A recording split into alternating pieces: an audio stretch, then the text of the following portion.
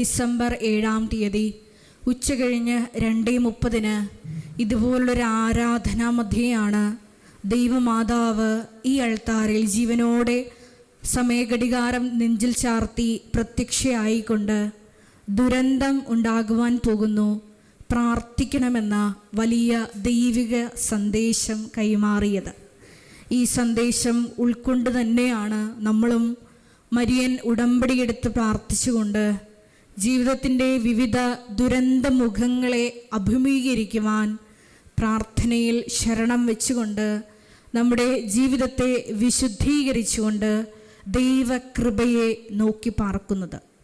2015 മുതൽ കൃപാസനത്തിൽ വന്ന് തീർത്ഥാടക ഉടമ്പടി എടുത്തു പോയിട്ടുള്ള മുഴുവൻ കുടുംബങ്ങളെയും സ്ഥാപനങ്ങളെയും അവരുടെ വ്യക്തിപരമായ പ്രാർത്ഥനാ നിയോഗങ്ങളെയും നമുക്ക് പ്രത്യേകമായിട്ട് ഈ അൾത്താരയിൽ സമർപ്പിച്ച് നമുക്ക് ഒരു നിമിഷം മൗനമായിട്ട് പ്രാർത്ഥിക്കാം. ഒപ്പം തന്നെ 2020 മുതൽ ലോകത്തിൻ്റെ വിവിധ ഭൂഖണ്ഡങ്ങളിലായിരുന്നു കൊണ്ട് ഓൺലൈനിൽ ഉടമ്പടിയെടുത്ത് പ്രാർത്ഥിക്കുന്ന മക്കളെയും അവരുടെ കുടുംബങ്ങളെയും സ്ഥാപനങ്ങളെയും പ്രത്യേകമായിട്ട് ഈ അൾത്താരയിൽ സമർപ്പിച്ച് പ്രാർത്ഥിക്കാം. ഒപ്പം തന്നെ വിവിധങ്ങളായ സമയങ്ങളിൽ ഈ മരിയൻ ഉടമ്പടി ആരാധനയിൽ പങ്കെടുത്ത് പ്രാർത്ഥിക്കുവാൻ പോകുന്ന മുഴുവൻ ദൈവ മക്കളുടെയും നിയോഗങ്ങളെ ഈ അൾത്താരയിൽ സമർപ്പിക്കാം.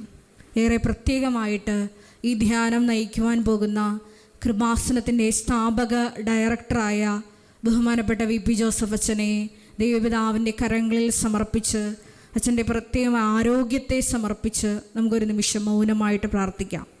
ഈശോയെ, ഈ ആരാധനയിലുടനീളം ബഹുമാനപ്പെട്ട അച്ഛനിലൂടെ നീ ഞങ്ങളോട് സംസാരിക്കണമേ എന്ന് ഞങ്ങൾ പ്രാർത്ഥിക്കുന്നു.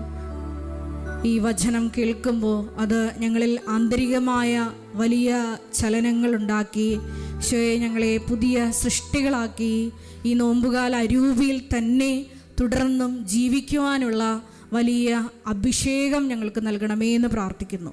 ഉദ്ധിതനായ ഈശോയ്ക്ക് സാക്ഷ്യം വഹിച്ചുകൊണ്ട് കൃപാസനത്തിൽ ഞങ്ങളോട് നിഷ്കർഷിച്ചിട്ടുള്ള 6 മരിയൻ ഉടമ്പടി നിബന്ധനകൾ വിശ്വസ്തതാപൂർവം പാലിച്ചുകൊണ്ട് ഈശോയെ പുനരുദ്ധാനത്തിൻ്റെ സാക്ഷികളായി ലോകത്തിൻ്റെ അതിർത്തികൾ വരെ നിനക്ക് സാക്ഷ്യം വഹിക്കുവാനുള്ള വലിയ അഭിഷേകം ഞങ്ങൾക്ക് ഈ ആരാധനയിലൂടെ നൽകണമേ എന്ന് പ്രാർത്ഥിക്കുന്നു.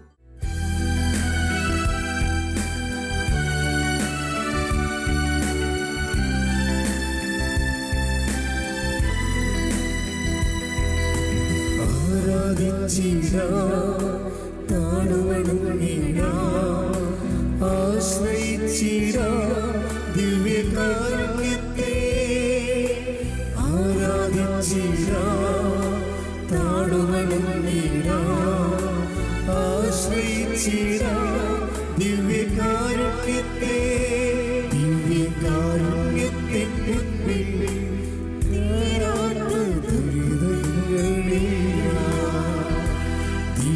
ദിവ്യകാരുണ്യത്തിൻ മുൻപിൽ അകലാത്ത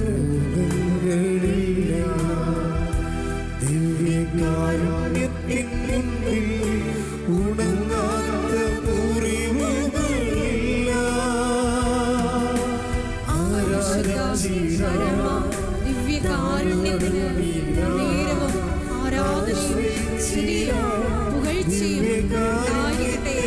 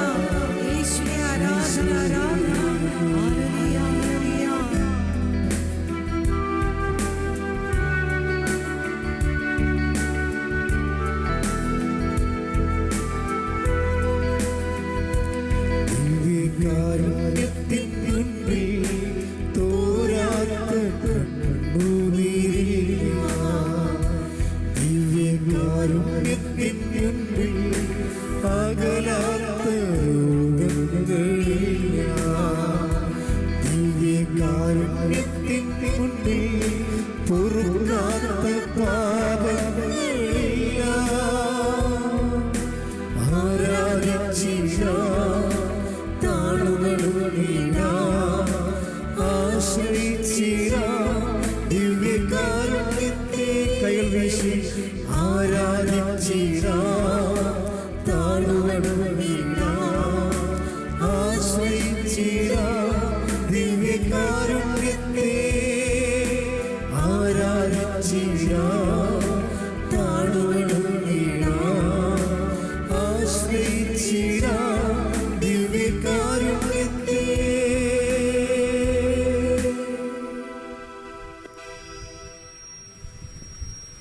പരിശുദ്ധ പരമദിവ്യകാരുണ്യത്തിന് എന്നേരവും ആരാധനയും സ്തുതിയും പുകഴ്ചയും ഉണ്ടായിരിക്കട്ടെ. പരിശുദ്ധ പരമദിവ്യകാരുണ്യത്തിന് എന്നേരവും ആരാധനയും സ്തുതിയും പുകഴ്ചയും ഉണ്ടായിരിക്കട്ടെ. പരിശുദ്ധ പരമദിവ്യകാരുണ്യത്തിന് എന്നേരവും ആരാധനയും സ്തുതിയും പുകഴ്ചയും ഉണ്ടായിരിക്കട്ടെ. അമ്മേ പരിശുദ്ധയമ്മേ, അമ്മേ പരിശുദ്ധമേ, ദൈവമാതാവേ, ദൈവമാതാവേ, ഉപാസനത്തിലൂടെ ഞങ്ങൾക്കും ഞങ്ങളുടെ ദേശത്തിനും അമ്മ മാധ്യസ്ഥം തേടിത്തന്ന എല്ലാ അനുഗ്രഹങ്ങൾക്കും കൃപകൾക്കും ഞങ്ങളിപ്പോൾ ഹൃദയം നിറഞ്ഞ നന്ദി പറയുന്നു. അമ്മേ പരിശുദ്ധയമ്മേ, ദൈവമാതാവേ, 2004 ഡിസംബർ 7-ാം തീയതി ഉച്ചകഴിഞ്ഞ് 2:30 ഉപാസനത്തിൽ സംഭവിച്ച അമ്മയുടെ പ്രത്യക്ഷപ്പെടലിനെ കുറിച്ച് തിരുസഭയ്ക്ക് സമർപ്പിച്ചിരിക്കുന്ന പഠനരേഖകളുടെ വസ്തുനിഷ്ഠവും ദൈവശാസ്ത്ര വിധിപ്രകാരമുള്ളതുമായ അന്വേഷണ പഠനങ്ങൾ നടത്തി പ്രത്യക്ഷപ്പെടലിലൂടെ പ്രകടമായ ദൈവമാതാവിന്റെ പ്രത്യേക കരുതലും സംരക്ഷണവും വെളിപ്പെടുത്തുന്ന പീഡിതരുടെ ആശ്വാസം പ്രവാചകന്മാരുടെ വാഗ്ദാനത്തിന്റെ പേടകവും പ്രപഞ്ച പ്രകൃതിയുടെ മാതാവുമായ പരിശുദ്ധമ്മയുടെ ഭക്തി തിരുസഭയിൽ കൂടുതൽ പ്രചരിച്ച് ജീവിതത്തിന്റെ ദുരന്ത അവസ്ഥകളിൽ അകപ്പെട്ട് കഴിയുന്ന അനേകായിരം മക്കൾക്ക് ദൈവത്തിന്റെ സാന്നിധ്യവും സന്ധിപ്പും കൂടുതൽ അനുഭവിക്കുക വഴി ആത്മീയ വിശുദ്ധിയും ദൈവശക്തിയും കൈവരിക്കുവാൻ ഞങ്ങളുടെ കുടുംബങ്ങളെ ഇടയാക്കണമേ. നമുക്ക് ഒരുമിച്ച് സ്തുതിക്കാം. ഹല്ലേലൂയ, ഹല്ലേലൂയ,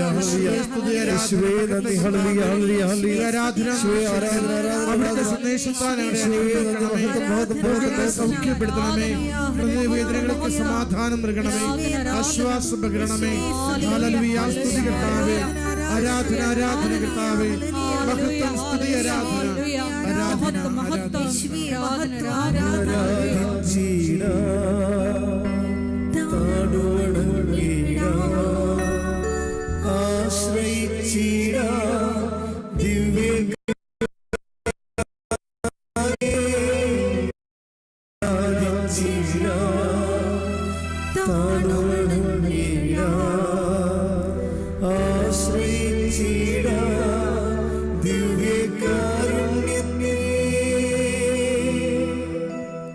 പരിശുദ്ധ പരമദിവ്യകാരുണ്യത്തിന് ആരാധനയും സ്തുതിയും പുകഴ്ചയും ഉണ്ടായിരിക്കട്ടെ. പരിശുദ്ധ പരമദിവ്യകാരുണ്യത്തിന് ആരാധനയും സ്തുതിയും പുകഴ്ചയും ഉണ്ടായിരിക്കട്ടെ. പരിശുദ്ധ പരമദിവ്യകാരുണ്യത്തിന് ആരാധനയും സ്തുതിയും പുകഴ്ചയും ഉണ്ടായിരിക്കട്ടെ.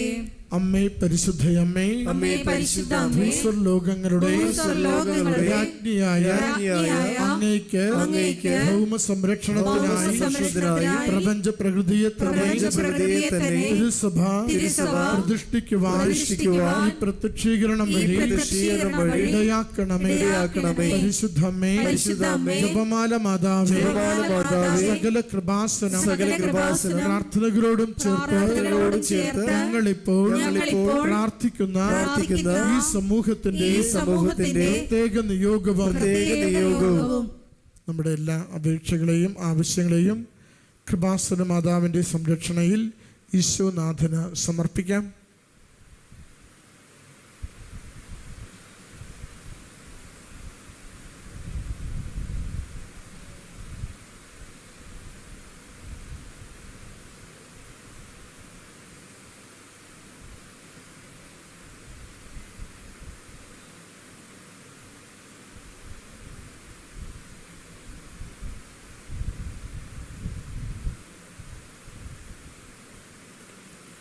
അമ്മയുടെ പ്രത്യക്ഷീകരണത്തിന്റെ അനുഗ്രഹവേളയിൽ ഞങ്ങൾക്ക് സാധിച്ചു തരുവാൻ കനിയണമേ.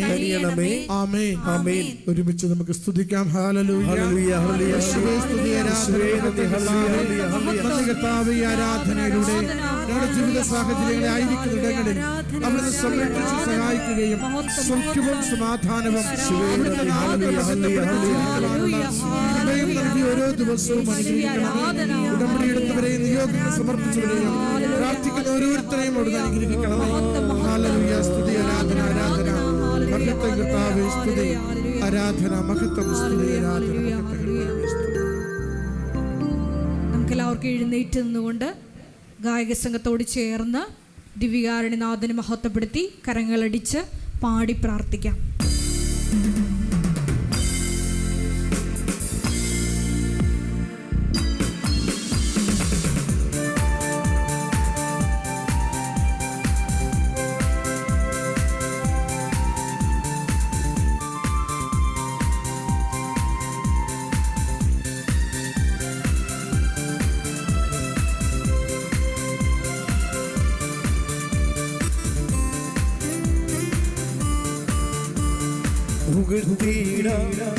യേശുവിനെ ക്രൂശിലെ ജയാളി സ്തുതിച്ചിടാം. യേശുവിനെ സ്തുതിക്കവൻ യോഗ്യനല്ലോ.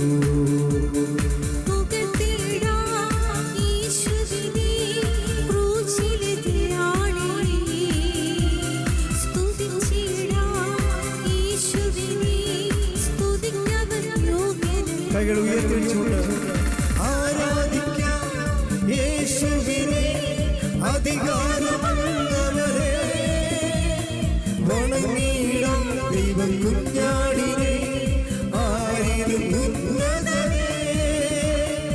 ആരാധിക്കാം യേശു ക്രിസ്തുവിനെ, അധികാരമുള്ളവരെ വണങ്ങിടാം ദൈവം കുഞ്ഞാടിനെ, പുകഴ്ത്തിയിടാം യേശുവിനെ ക്രൂശിലെ ജയാളിയെ. സ്തുതിച്ചിടാം യേശുവിനെ, സ്തുതിക്കവൻ യോഗ്യനല്ലോ. സ്തുതിക്കട്ടെ. ഹല്ലേലൂയ, ഹല്ലേലൂയ. യേശുവേ ഹല്ലേലൂയ. മഹത്വം, മഹത്വം, ആരാധന. കൂടി ധ്യാനം നയിക്കുവാൻ പോകുന്ന ബഹുമാനപ്പെട്ട വി.പി. ജോസഫ് അച്ഛനെ സമർപ്പിച്ച് പ്രാർത്ഥിക്കുന്നു. ഞങ്ങൾക്ക് ആവശ്യമായിട്ടുള്ള വചനം നൽകണമേ എന്ന് പ്രാർത്ഥിക്കുന്നു. വചനത്താൽ ഞങ്ങളെ വിശദീകരിക്കണമേ എന്ന് പ്രാർത്ഥിക്കുന്നു. ശക്തീകരിക്കണമേ എന്ന് പ്രാർത്ഥിക്കുന്നു. ആത്മാവിൽ വഴി നടത്തണമേ എന്ന് പ്രാർത്ഥിക്കുന്നു. സാക്ഷികളാക്കി ഉയർത്തണമേ എന്ന് പ്രാർത്ഥിക്കുന്നു. ഹല്ലേലൂയ, ഹല്ലേലൂയ. മഹത്വം, മഹത്വം, ആരാധന, ആരാധന. ഹല്ലേലൂയ, ഹല്ലേലൂയ. യേശുവേ നന്ദി, യേശുവേ ആരാധന. ഹല്ലേലൂയ. വിശ്വസിക്കാം യേശുവിനെ, ഏറ്റവും പ്രിയനായോനേ. ഏറ്റുപറയാം യേശുവിനെ, കർത്താദി കർത്താവിനെ.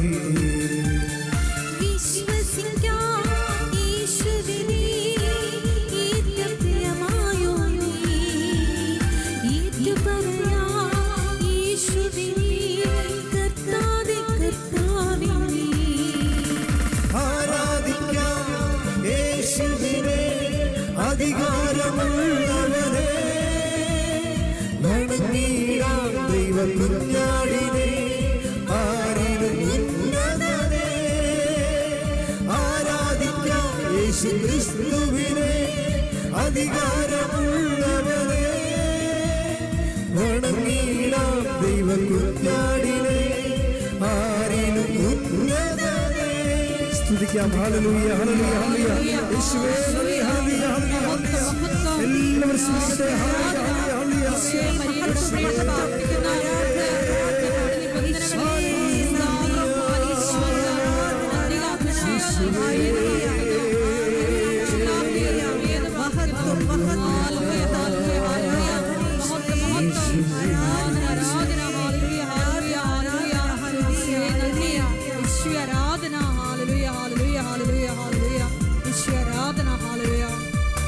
സ്നേഹിച്ചിടാം യേശുവിനെ ഏകരക്ഷകനെ, സേവിച്ചിടാം യേശുവിനെ എന്നുമെന്നും അനന്യനെ.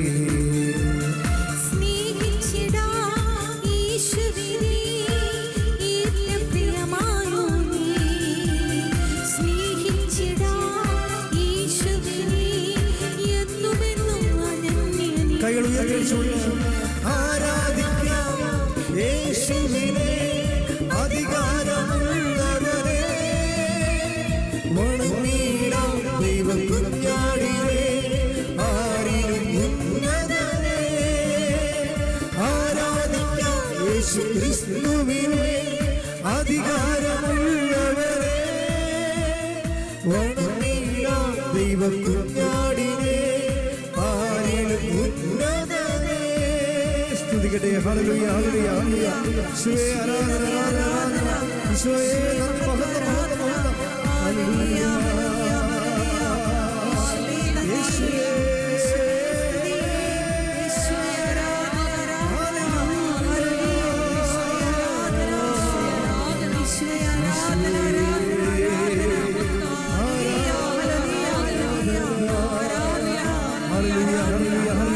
യേശുവേ ഹല്ലേലൂയ, ഹല്ലേലൂയ, ഹല്ലേലൂയ, ഹല്ലേലൂയ. യേശുവേ സ്തുതി. ഹല്ലേലൂയ, ഹല്ലേലൂയ, ഹല്ലേലൂയ. യേശുവേ ആരാധന, ആരാധന, ആരാധന, ആരാധന. യേശുവേ നന്ദി. ഹല്ലേലൂയ, ഹല്ലേലൂയ, ഹല്ലേലൂയ.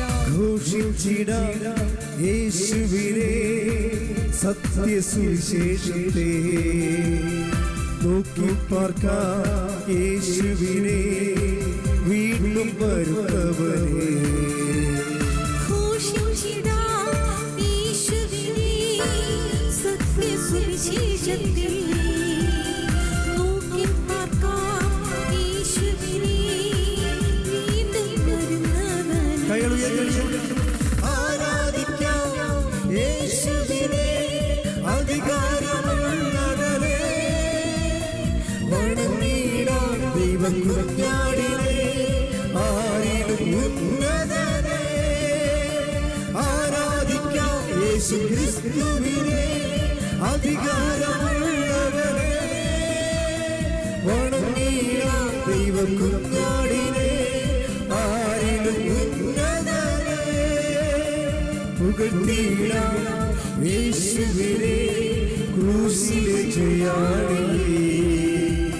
സ്തുതിച്ചിടാം യേശുവിനെ, സ്തുതിക്കവൻ യോഗ്യനല്ലോ. പുകഴ്ത്തിടാം, പുകഴ്ത്തിടാം യേശുവിനെ, ക്രൂശിലെ ജയാളിയെ. സ്തുതിച്ചിടാം യേശുവിനെ, സ്തുതിക്കവൻ യോഗ്യനല്ലോ. കൈകൾ ഉയർത്തി ആരാധിക്കാം യേശുവിനെ, അധികാരമുള്ളവരെ വണങ്ങിടാം ദൈവകുഞ്ഞാടിനെ, ആരിലും ഉന്നതനെ.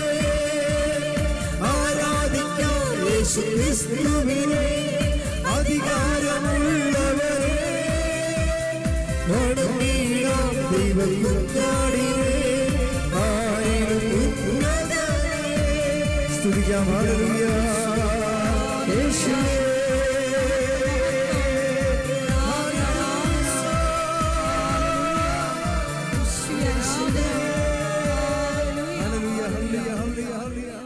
കൃപാസനത്തിലെ ഒരു വർഷത്തെ 2 പ്രധാനപ്പെട്ട മാസമാണ് മെയ് മാസം, ഒക്ടോബർ മാസം.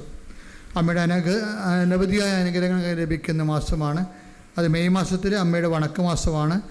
ഓരോ ദിവസവും അമ്മയുടെ വണക്കവും വായിക്കുകയും ദൈവവചന ശുശ്രൂഷ നടത്തുകയും അങ്ങനെ ഒരു പ്രത്യേക പരിചരണങ്ങൾ ആൾക്കാരെ ഉണ്ട്. അത് ലൈവായിട്ട് നിങ്ങൾ കാണാൻ പറ്റും. അതിനുവേണ്ടി നിങ്ങൾക്ക് വണക്കമാസം സ്വന്തമായിട്ട് ഏറ്റെടുത്ത് നടത്താൻ പറ്റും. അതുവേണ്ടി ഓഫീസുകളിൽ നിങ്ങൾ വണക്കം നിയോഗം എഴുതി കൊടുത്തിട്ട് രസീത് വാങ്ങേണ്ടതാണ്. കൃപാസനത്തിലെ സന്യസ്തരായിട്ടും ശുശ്രൂഷ ചെയ്യാൻ ഉദ്ദേശിക്കുന്നവർ, സമർപ്പ ജീവിതം നയിക്കാൻ ഉദ്ദേശിക്കുന്നവരും,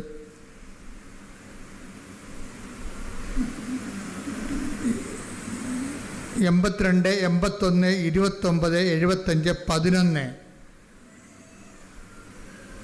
നമ്പറിൽ വിളിച്ച് അതിൻ്റെ വിശദവിവരങ്ങൾ അന്വേഷിക്കേണ്ടതാണ്. കൃപാസനത്തിൽ സന്യസ്ത സമർപ്പണ ജീവിതം നയിക്കാൻ ഉദ്ദേശിക്കുന്നവർ, കൃപാസനത്തിൽ പ്രത്യക്ഷപ്പെട്ട പരിശുദ്ധ അമ്മയുടെ പ്രേക്ഷിതയായി ജീവിതം സമർപ്പിക്കാൻ ഉദ്ദേശിക്കുന്നവരുണ്ട്. അവർ ഇത് വാട്സപ്പ് നമ്പറാണ് 82 81 29 75 11. ഇനി ബഹുമാനപ്പെട്ട സിസ്റ്റേഴ്സ്, ലോകത്തിലെ എല്ലാ കോൺവെൻറ്റിലും ചിലപ്പോൾ ഒരു വർഷത്തിനൊക്കെ പ്രാർത്ഥനാ ജീവിതത്തിന് വേണ്ടി മാറ്റിവെക്കുന്ന സിസ്റ്റേഴ്സുണ്ട്.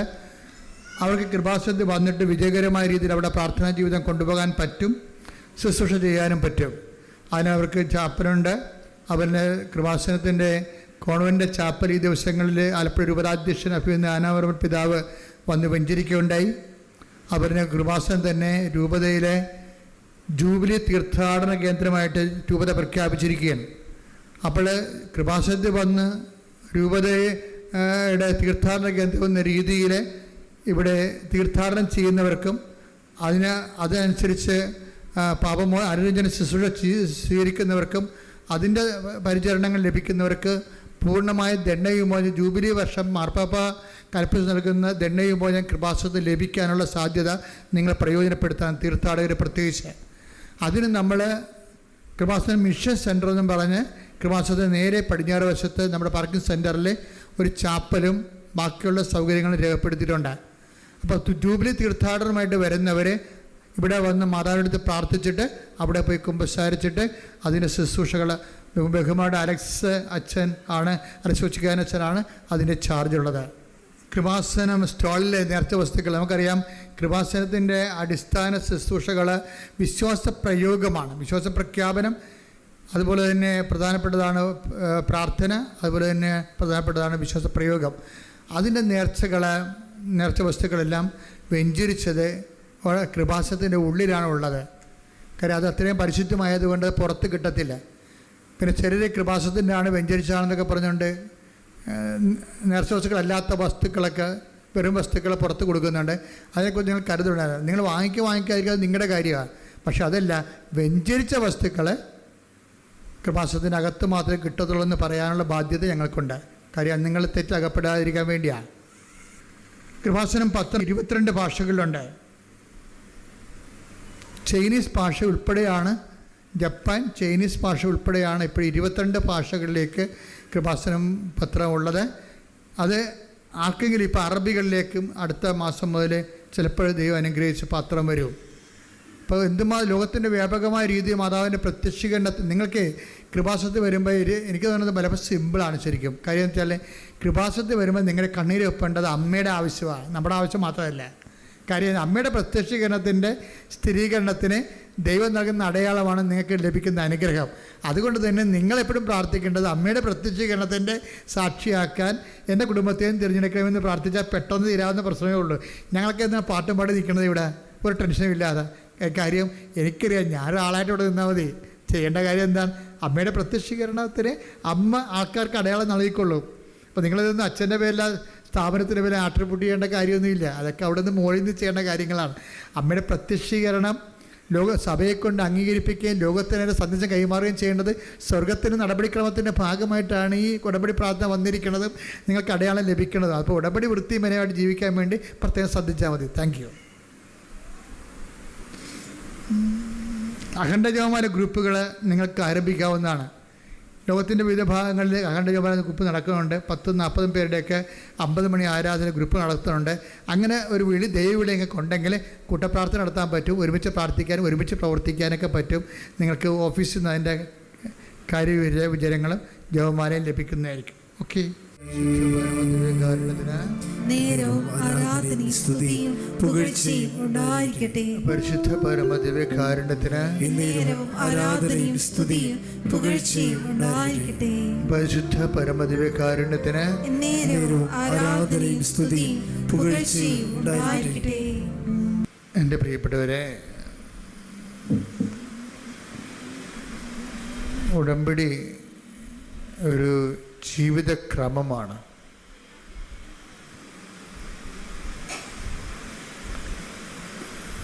പലപ്പോഴും ഉടമ്പടിയുടെ ഓരോ ദിവസങ്ങളും ഈ സാക്ഷ്യത്തിൻ്റെ അൾത്താരയിൽ നിൽക്കുമ്പോൾ നമ്മളെ വല്ലാത്ത രീതിയിൽ സംഭ്രമിപ്പിക്കും.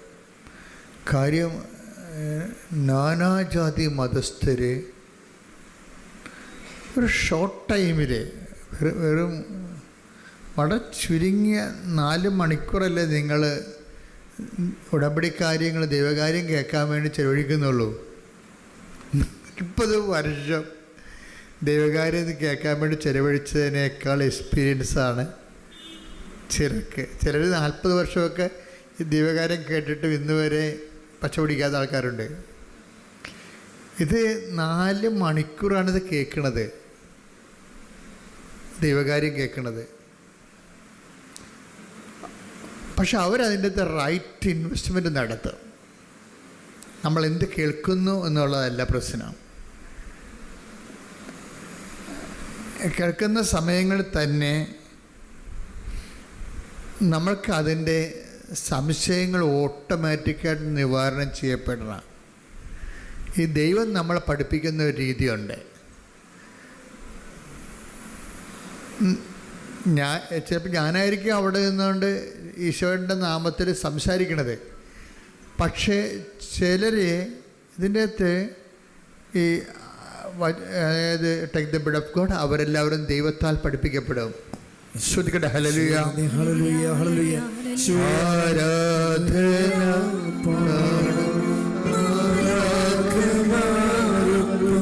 ജീവന്റെ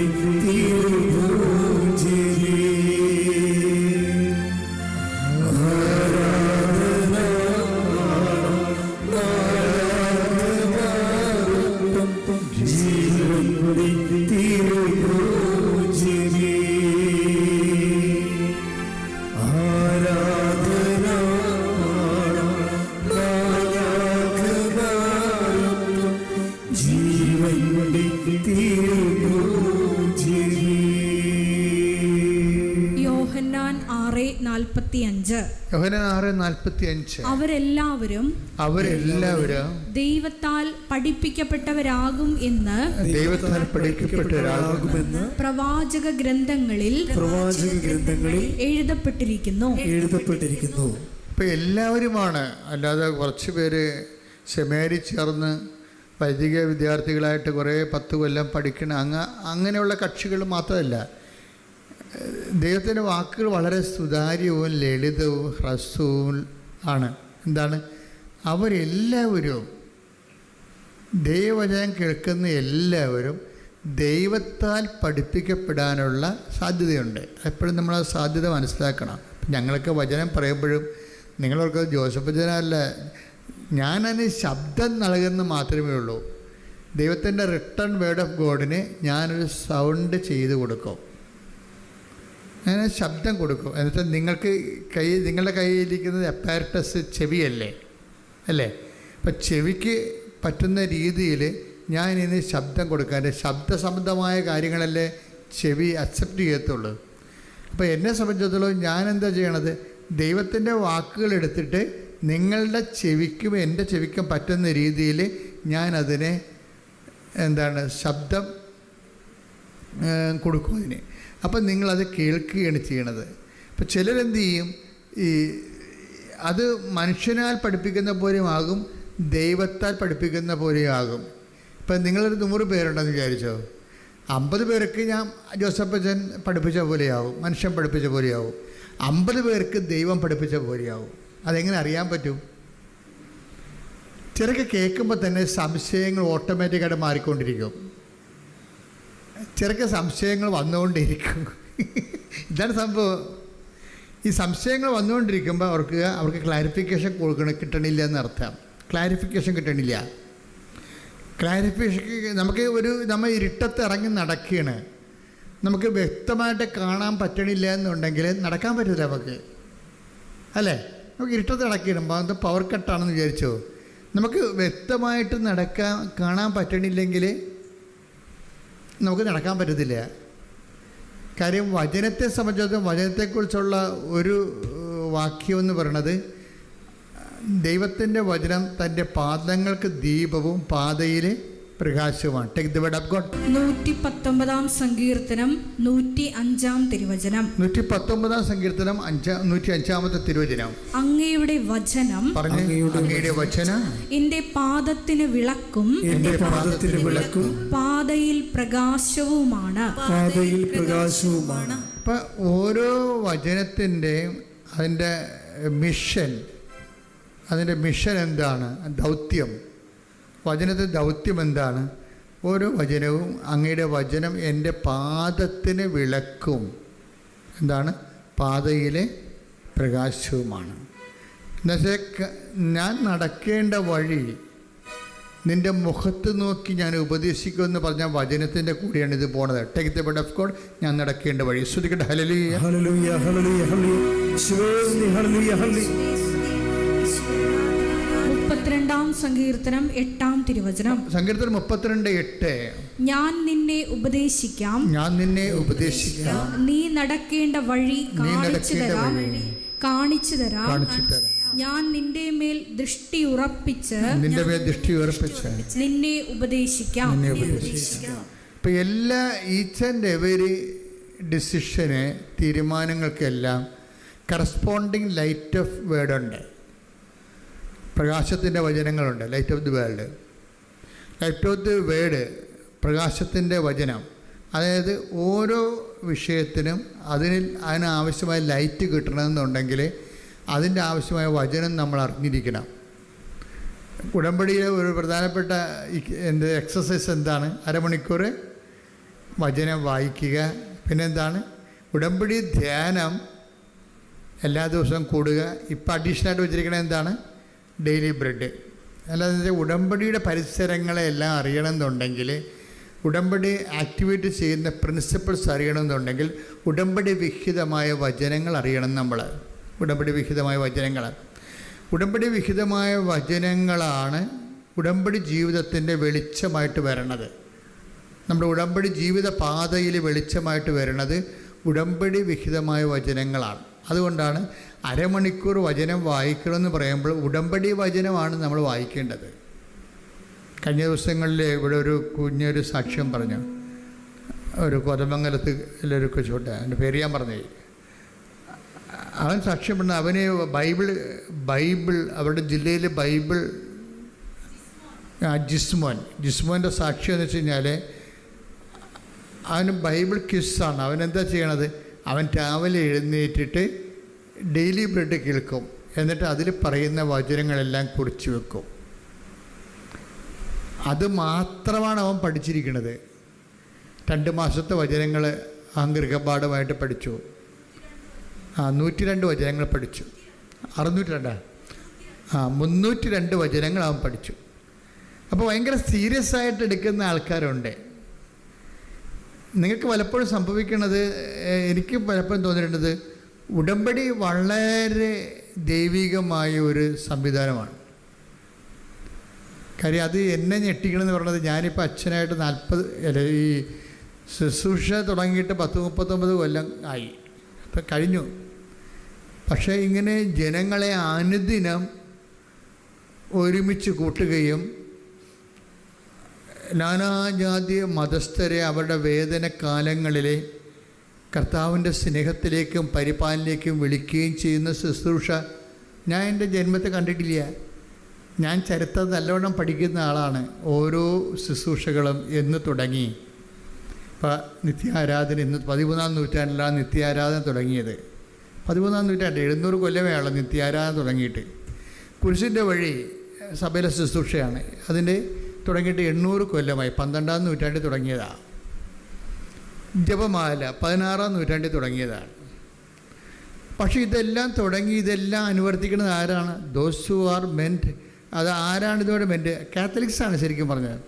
പക്ഷേ ഉടമ്പടി കാലം വന്നപ്പോഴാണ് ക്രിസ്ത്യൻസിന് മൊത്തം CSI, പെന്തക്കോസ്ത്, മാർത്തോമ, ഓർത്തഡോക്സ്, യാക്കോബ, കത്തോലിക്ക, ഇനി നോൺ ക്രിസ്ത്യൻസ് എല്ലാവർക്കും കൂടി ഒരുമിച്ച് കൂടാനും കണ്ണീരിൻ്റെ കാലത്ത് ദൈവത്തിൻ്റെ ആശ്വാസം പ്രാപിക്കാനുള്ള സംവിധാനമായിട്ട് ദൈവം തന്നാണ് ഉടമ്പടി. അതിപ്പോഴേ നമ്മൾ 16 ഇത് ആക്ടിവേറ്റ് ആകണത്. 16 തൊട്ട് ഇങ്ങോട്ട് 8 കൊല്ലത്തെ വളർച്ചയിൽ എന്തൊരു വളർച്ചയാണ് ജനങ്ങൾ, എന്തൊരു ദൈവാനുഭവമാണ് ജനതകൾ പ്രാപിച്ചത്. അന്ധകാരത്തിൽ ജീവിച്ചിരുന്നവർ പ്രകാശം കണ്ടു എന്ന് പറഞ്ഞില്ലേ? Take the word of God. ശ്രുതികയുടെ ഹല്ലേലൂയ. ഹല്ലേലൂയ, ഹല്ലേലൂയ. മത്തായി 4:16. മത്തായി 4:16. അന്ധകാരത്തിൽ സ്ഥിതി ചെയ്തിരുന്ന ജനങ്ങൾ വലിയ പ്രകാശം കണ്ടു. മരണത്തിന്റെ മേഖലയിലും നിഴലിലും വസിച്ചിരുന്നവർക്കായി ഒരു ദീപ്തി ഉദയം ചെയ്തു. അത് ഈശോനെ കുറിച്ചാണ് അത് പറയണത്. പക്ഷെ അതിൻ്റെ ഫലപ്രാപ്തി ഈശോൻ്റെ കാലത്ത് പോലും അതേസമയം തന്നെ വിജാതിയരും യഹൂദരുമൊക്കെ ഈശോയെ സ്വീകരിക്കുന്നതിന് ഭയങ്കരമായ തടസ്സങ്ങളുണ്ടായിരുന്നു. സഭയിൽ വിവാദങ്ങളായ പഠനങ്ങളൊക്കെ ഉണ്ടായത് അതുകൊണ്ടാണ്.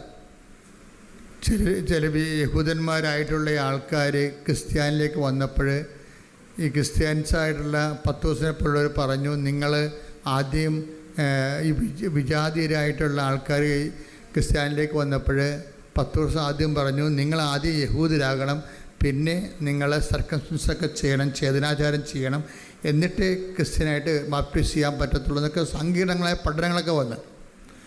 അതിനോട് ബന്ധപ്പെട്ട് ഇതുപോലെ കാഴ്ചപ്പാടുകളുടെ വിഷയമങ്ങൾ കാരണം ഒത്തിരി ആര്യനിസം അങ്ങനെയൊക്കെ കുറേ അധികം പാഷാണ്ഡതകളും സിസ്റ്റമുകളൊക്കെ സഭയിലുണ്ടായി. പിന്നെ സഭയുടെ കുറേ പണി തന്നെ ഇതിന് മറുപടി പറഞ്ഞ് നടക്കുന്നതായിരുന്നു. കുറേ നൂറ്റാണ്ടുകൾ തന്നെ അങ്ങനെ പോയിട്ടുണ്ട്. പക്ഷേ ഉടമ്പടിയെ സംബന്ധിച്ചിടത്തോളം അങ്ങനെ ഒരു വിവാദമില്ല. എന്താണ്? സിമ്പിളാണ്, എല്ലാവർക്കും സിമ്പിളാണ്. ഫസ്റ്റ് ഫ്രഷ് കമേഴ്സിന് വരെ എന്താണ്? വേറെ ഒന്നുമില്ല, അവൻ പറയണ പോലെ ചെയ്യുക, അത്രയേ ഉള്ളൂ. വീഞ്ഞില്ല, വെള്ളമില്ല, ജോലിയില്ല, ജീവിതമില്ല എന്നൊക്കെ പറയുമ്പോൾ ആർക്ക് വേണമെങ്കിലും ജീവിതം തിരിച്ചു പിടിക്കാം. എത്ര സാമ്പത്തികമായ ബാധ്യതകൾ കിടന്നവരും രോഗമൂർച്ചയിൽ കിടക്കുന്നവർക്കും ആരോഗ്യത്തേക്ക് തിരിച്ചു വരാം. സിമ്പിളായിട്ടൊരു കാര്യം ചെയ്താൽ മതി. എന്താണ്? സുവിശേഷവിഹിതമായി ജീവിതം പുനഃക്രമീകരിക്കണം. നിങ്ങൾ നിങ്ങളുടെ മതത്തിൽ തുടരുകയോ അല്ലെങ്കിൽ നിങ്ങളുടെ സംസ്കാരം തുടരുകയോ അതൊന്നും ഉടമ്പടി അവിടെ വന്ന് ആരെയും ഡിസ്റ്റർബ് ചെയ്യത്തില്ല. നിങ്ങളോട് എന്താ പറയണത്? നിങ്ങൾ ക്രിസ്തുവിൻ്റെ ഈ ഉടമ്പടിയിലാണ് നിങ്ങൾ ആശ്രയിക്കുന്നുണ്ടെങ്കിൽ അതിൻ്റെ അവലംബം എന്ന് പറയുന്നത് ക്രിസ്തുവിൻ്റെ വചനങ്ങളാണ്. അത്രയേ ഉള്ളൂ, സിമ്പിളാണ്. ഉടമ്പടിയിലാണ് നിങ്ങൾ ആശ്രയിക്കണമെന്നുണ്ടെങ്കിൽ അതിൻ്റെ അവലംബങ്ങൾ ക്രിസ്തുവിൻ്റെ വചനങ്ങളാണ്. അത് അനുസരിച്ച് ചെയ്യുമ്പോൾ പിന്നെ എല്ലാം ദൈവത്തിൻ്റെ വാഗ്ദാന പ്രകാരമാണ് നടക്കുന്നത്, അല്ലാതെ സഭയുടെ പഠനങ്ങളനുസരിച്ചല്ല. അതായത് വ്യത്യാസം അതാണ്. അതുകൊണ്ടാണ് ഞാൻ നോൺ ക്രിസ്ത്യൻസിനെ ഡിസ്റ്റർബ് ചെയ്യാത്തതിൻ്റെ കാരണം. നിങ്ങൾക്കുണ്ടാകുന്ന ദൈവാനുഭവങ്ങൾ ഇപ്പം ഞങ്ങൾക്ക് കാത്തലിക്സ് സഭയുടെ പഠനങ്ങൾക്കാണ് പ്രധാനം. ദൈവവചനം പോലെ പ്രാധാന്യമാണ് സഭയുടെ പഠനങ്ങൾക്കും. കാര്യം ഞങ്ങൾക്ക് അതിൻ്റെ ആ മേഖലയിൽ ഞങ്ങൾക്ക് കൂടുതൽ ബോധ്യങ്ങൾ തന്നിട്ടുണ്ട് സഭ. നിങ്ങളെ സംബന്ധിച്ചിടത്തോളം നിങ്ങളെ ഫ്രഷ് കമേഴ്സാണ് വരണത്. നിങ്ങളെ സംബന്ധിച്ചിടത്തോളം എന്താ സംഭവം? നിങ്ങളുടെ ആധാരങ്ങൾ എന്താണ്? വചനമാണ് നിങ്ങളുടെ ആധാരം. നിങ്ങളുടെ അവലംബം എന്താണ്? ആ വചനം അവൻ പറയണ പോലെ ചെയ്യുന്നതാണ്. അപ്പം നിങ്ങളുടെ റിസ്ക് തീർന്ന്, നിങ്ങൾക്ക് കടമാണ്, രോഗമാണ്, നിങ്ങളുടെ ജീവിതത്തിൽ സമാധാനമില്ല, നിങ്ങളതിൻ്റെ അകത്ത് ആശ്രയം വെച്ചിരിക്കുന്നത് ഉടമ്പടിയാണ്. ഉടമ്പടി അവലംബങ്ങളെന്ന് പറയുന്നത് കർത്താവിൻ്റെ വചനങ്ങളാണ്. അപ്പോൾ അതുകൊണ്ട് അവൻ പറയണ പോലെ ചെയ്തുകൊണ്ട് ദൈവസ്നേഹത്തോടെ മുന്നേറുന്നവരെ നിങ്ങൾക്കറിയാമല്ലോ. വാഗ്ദാനത്തിൻ്റെ ഏറ്റവും വലിയ വാഗ്ദാനത്തിൽ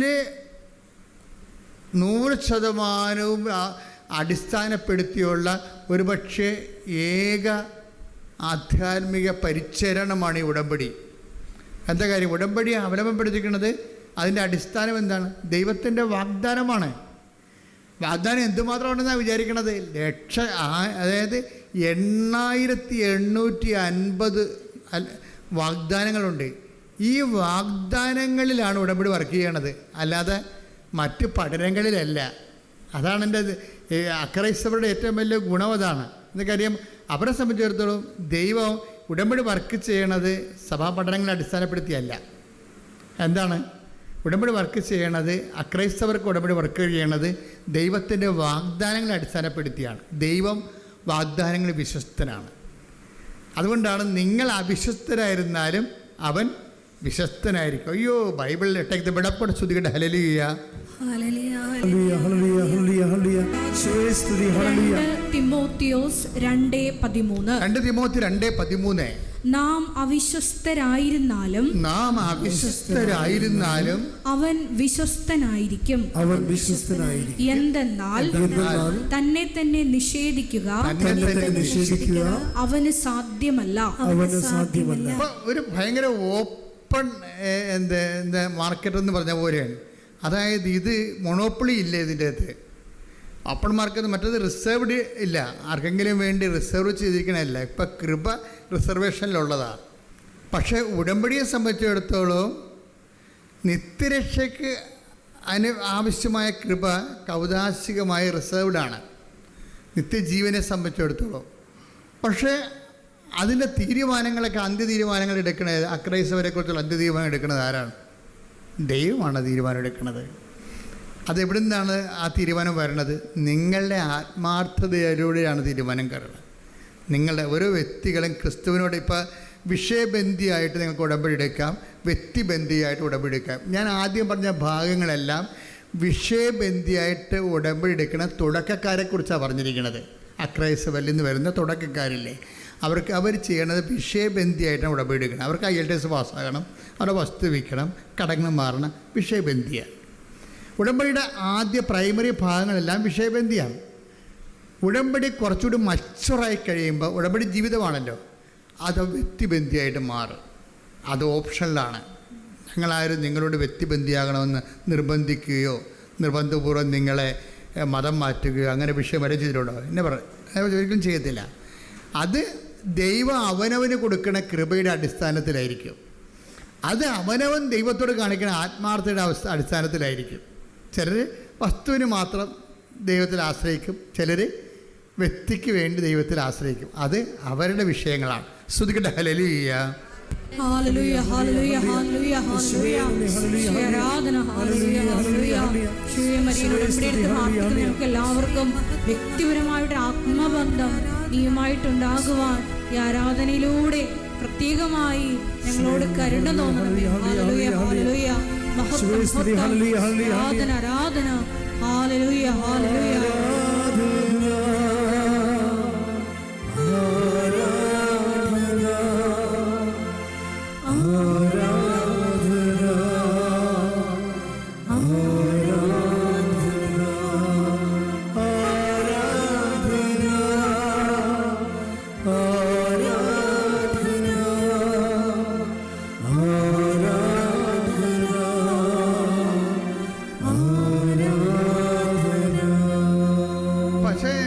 മക്കളോട് പറഞ്ഞിരിക്കണ എന്താണ്?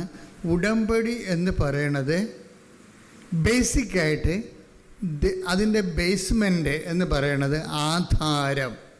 ഇപ്പം നമ്മുടെ സ്ഥലത്തിനൊക്കെ ഇത് എൻ്റെ സ്ഥലമാണെന്ന് പറഞ്ഞാൽ ഉടനെ ചോദ്യം എന്താണ്? എന്ത് ആധാരമെന്ന് ചോദിക്കും. എന്താണ് അതിന്? സ്ഥലത്തിന് നമ്മൾ ആധാരം എന്നാണ് പറയണത്. ഇപ്പം നിങ്ങൾ ഇന്ത്യൻ പൗരനാണെന്ന് പറഞ്ഞാൽ എന്താണ് ആധാരം? അതിനാണ് ആധാർ കാർഡെന്ന് പറയണത്. ബേസ്മെൻ്റ് എന്താണ്? അതിൻ്റെ അടിസ്ഥാനം എന്താ?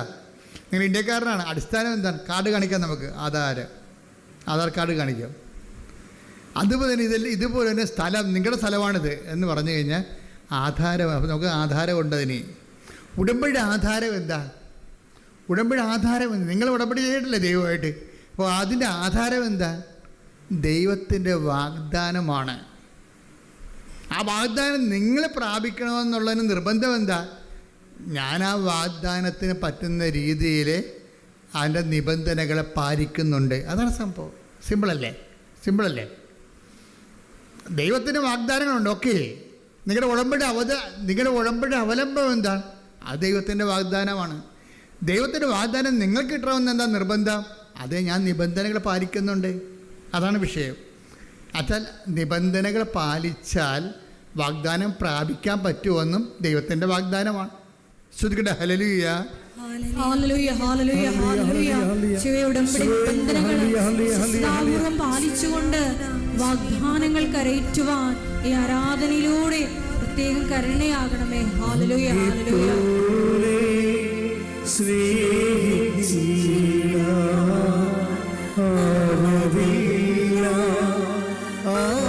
വാഗ്ദാനങ്ങളൊക്കെ പാലിച്ചാണ്. ശ്രുതിക്കട്ടെ ഹല്ലേലൂയ.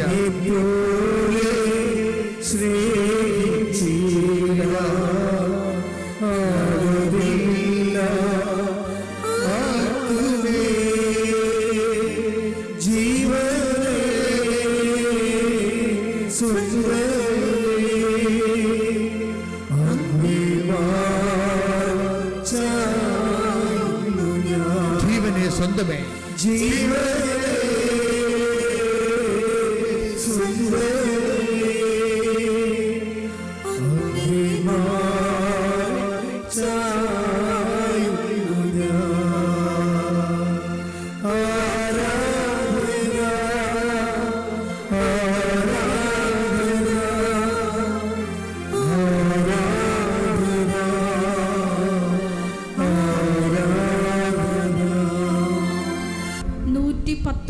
സങ്കീർത്തനം 56-57 തിരുവചനങ്ങൾ. 119-56 തിരുവചനങ്ങൾ. അങ്ങയുടെ കൽപ്പനകൾ പറഞ്ഞ അങ്ങയുടെ കൽപ്പനകൾ അനുസരിച്ചു എന്നതാണ് എനിക്ക് ലഭിച്ച അനുഗ്രഹം. കർത്താവാണ് എന്റെ ഓഹരി. അവിടുത്തെ കൽപ്പനകൾ പാലിക്കുമെന്ന് ഞാൻ വാഗ്ദാനം ചെയ്യുന്നു. ഇപ്പോൾ ഉടമ്പടിയിൽ വരുന്നത് ദൈവത്തിൻ്റെ വാഗ്ദാനം വരുന്നുണ്ട്, ദൈവത്തിൻ്റെ നിബന്ധനകൾ പാലിച്ചുകൊള്ളാമെന്ന് നമ്മുടെ വാഗ്ദാനമുണ്ട്. കർത്താവിൻ്റെ കാലം വരുമ്പോഴേയും ആ ഓൾഡ് ടെസ്റ്റമെൻറ്റിൻ്റെ ഡിമാൻഡ്സ് മാറ്റണില്ല. കർത്താവ് അതിനെ ഉറപ്പിക്കുകയാണ് ചെയ്യണത്. അതിനെന്താ 15:7 വായിച്ചേ? യോഹന്നാൻ 15:7. നിങ്ങൾ എന്നിൽ വസിക്കുകയും എൻ്റെ വാക്കുകൾ നിങ്ങളിൽ നിലനിൽക്കുകയും ചെയ്യുന്നെങ്കിൽ ഇഷ്ടമുള്ളത് ചോദിച്ചു കൊള്ളുക, നിങ്ങൾക്ക് ലഭിക്കും. അപ്പം അവൻ പറയണത് പോലെ ചെയ്യുന്നത് എന്താണ്? ആ ചെയ്യുന്നത് ഒരു പ്രത്യേക ഇൻസിഡൻറ്റിന് വേണ്ടി നമുക്ക് ലൊക്കലൈസ് ചെയ്യാൻ പറ്റും. ഒരു പ്രത്യേക കാര്യം സാധിക്കാൻ വേണ്ടി നമ്മൾ ദൈവത്തിൻ്റെ വചനങ്ങൾ പാലിച്ച് പോകുന്ന ഒരു മിനിമം പരിപാടിയുമായിട്ട് പോകാൻ പറ്റും. പക്ഷെ അതിൻ്റെ അടുത്ത സ്റ്റെപ്പുണ്ട്. എന്താണ് ആ അടുത്ത സ്റ്റെപ്പ്? എന്താണ് ഈ 15:7 പറയണത്? നിങ്ങൾ എന്നിൽ വസിക്കുകയും നിങ്ങളിൽ എന്നെ വസിക്കുകയും എൻ്റെ വാക്കുകൾ നിങ്ങളിൽ നിലനിൽക്കുകയും ചെയ്യുന്നെങ്കിൽ ഇഷ്ടമുള്ളത് ചോദിച്ചു കൊള്ളുക, നിങ്ങൾക്ക് ലഭിക്കും. ഇതിൻ്റെ ഏറ്റവും ശ്രദ്ധേയമായ വാക്ക് എൻ്റെ വചനം നിങ്ങളിൽ നിലനിൽക്കുകയും ചെയ്യുന്നുവെങ്കിൽ എന്നുള്ളതാണ്. നമുക്കിഷ്ടമുള്ളത് എന്ത് ചോദിക്കാം? 6 കാര്യമല്ല 60 കാര്യം ചോദിക്കാം ദൈവത്തോട്. ഒറ്റ കണ്ടീഷൻ മാത്രമേ ഉള്ളൂ. എന്താ കാര്യം? വചനത്തെ നിങ്ങളെ നിലനിൽക്കണം. അപ്പോൾ ഈ ആഴ്ച നിലനിന്ന് അടുത്ത ആഴ്ച നിങ്ങളുടെ രീതിയിൽ പോയി കഴിഞ്ഞാൽ ഉടമ്പടി ബ്രേക്ക് ആവും. അതെപ്പോഴും നമ്മൾ ശ്രദ്ധിച്ച് മനസ്സിലാക്കണം. ഈ ആഴ്ച നമ്മൾ നിലനിൽക്കും, അടുത്ത ആഴ്ച അത് എപ്പോഴും ഉടമ്പടിയുടെ പഠനങ്ങളുടെ ഏറ്റവും പ്രധാന കണ്ടിന്യൂറ്റി, അത് പ്രധാനപ്പെട്ട വിഷയമാണ്. അതായത് ഉടമ്പടിയിൽ ഇപ്പം നിങ്ങൾ ഓർക്കും, ഞാൻ ഈ വെള്ളമൊക്കെ അടിക്കുന്ന ആളാണ്, ഇപ്പോൾ കൊച്ചിന് എൻ്റെ മകന് കാനഡയിൽ പോയി അവൻ്റെ PR കിട്ടാൻ വേണ്ടി ഞാനിനി കുറച്ച് നാളത്തേക്ക് വെള്ളമടിക്ക് നിർത്താം എന്ന് പറഞ്ഞാൽ അങ്ങനെയുള്ള ഒരു അഡ്ജസ്റ്റ്മെൻറ്റിന് ഉടമ്പടി വഴങ്ങത്തില്ല. നിങ്ങൾ ദൈവത്തെ ഇങ്ങനെ ഇതുപോലെ ഇച്ഛ വരപ്പിക്കും ദൈവത്തിന് അറിയാവുന്ന കാരണം അതുകൂടി കവർ ചെയ്താൽ പറയണത് നിങ്ങൾക്ക് ഇഷ്ടമുള്ള ചോദിക്കാം. പക്ഷേ എന്താ പ്രശ്നം? വചനത്തിൽ നിങ്ങളെ കണ്ടിന്യൂറ്റി നിലനിൽക്കണം. പ്രാർത്ഥിക്കുക, കർത്താവായ ദൈവമേ, അങ്ങയുടെ വചനത്തിൽ നിലനിൽക്കാൻ ആവശ്യമായ ദൈവസ്നേഹത്താൽ എന്നെ നിറക്കണമേ. എന്നെ നിറയ്ക്കണമേ. ഇവിടെയാണ് ഞങ്ങൾ നിങ്ങൾക്ക് പരിചരണങ്ങൾ നൽകണത്. എന്താണ്? ഓരോ തരത്തിലുള്ള ഗൃഹപാഠങ്ങൾ നൽകും ഇല്ലേ? പത്രം കൊടുക്കാൻ പറയും, രോഗികളെ പോയി കാണാൻ പറയും. അതെന്തിനാണ് ഗൃഹപാഠങ്ങൾ നൽകണത്? അതെന്നെ എല്ലാം ഉദ്ദേശം അത് ചെയ്യുമ്പോൾ നിങ്ങൾക്ക് പറ്റുന്ന അബദ്ധം, നിങ്ങൾ ആ ഒരു വിഷയത്തിന് വേണ്ടി വിഷയബന്ധിയായിട്ട് ചെയ്യും. അതൊന്ന് ഈ നമ്മൾ പ്രേക്ഷിത പ്രവർത്തനങ്ങൾ വിഷയബന്ധിയാകുമ്പോൾ ഉണ്ടാകുന്ന ഡ്രൈനെസ് ഭയങ്കരമാണ്. പ്രേക്ഷിത പ്രവർത്തനങ്ങൾ എപ്പോഴും വിഷയബന്ധി അല്ല. കാരണം നിങ്ങളുടെ IELTS-നോ നിങ്ങളുടെ മകളെ കെട്ടിക്കാനോ കെട്ടിച്ച മകൾക്ക് കുഞ്ഞുങ്ങളുണ്ടാകാനോ ഉള്ള വിഷയമായിട്ട് ബന്ധിയല്ല പ്രേക്ഷിത പ്രവർത്തനം. പ്രേക്ഷിത പ്രവർത്തനം വിഷയബന്ധിയല്ല. പലർക്കും പറയുന്ന അബദ്ധം അവിടെയാണ്. അവർ വിഷയബന്ധിയായിട്ടാണ് എന്താണ് ഞാനിങ്ങനെ പത്രം കൊണ്ട് കൊടുത്ത് പ്രേക്ഷിത പ്രവർത്തനങ്ങൾ ചെയ്യുന്നു. എനിക്ക് അതെന്താ ഉദ്ദേശിക്കണം? അവർക്ക് PR കിട്ടണം, അല്ലെങ്കിൽ അവരുടെ വസ്തു വിറ്റ് കിട്ടണം, അല്ലെങ്കിൽ അവർക്ക് വീട് വെക്കണം. അതിനു വേണ്ടി അവർ ചെയ്യണം. അപ്പോൾ പ്രേക്ഷിത പ്രവർത്തനം വിഷയബന്ധിയായി പോകും.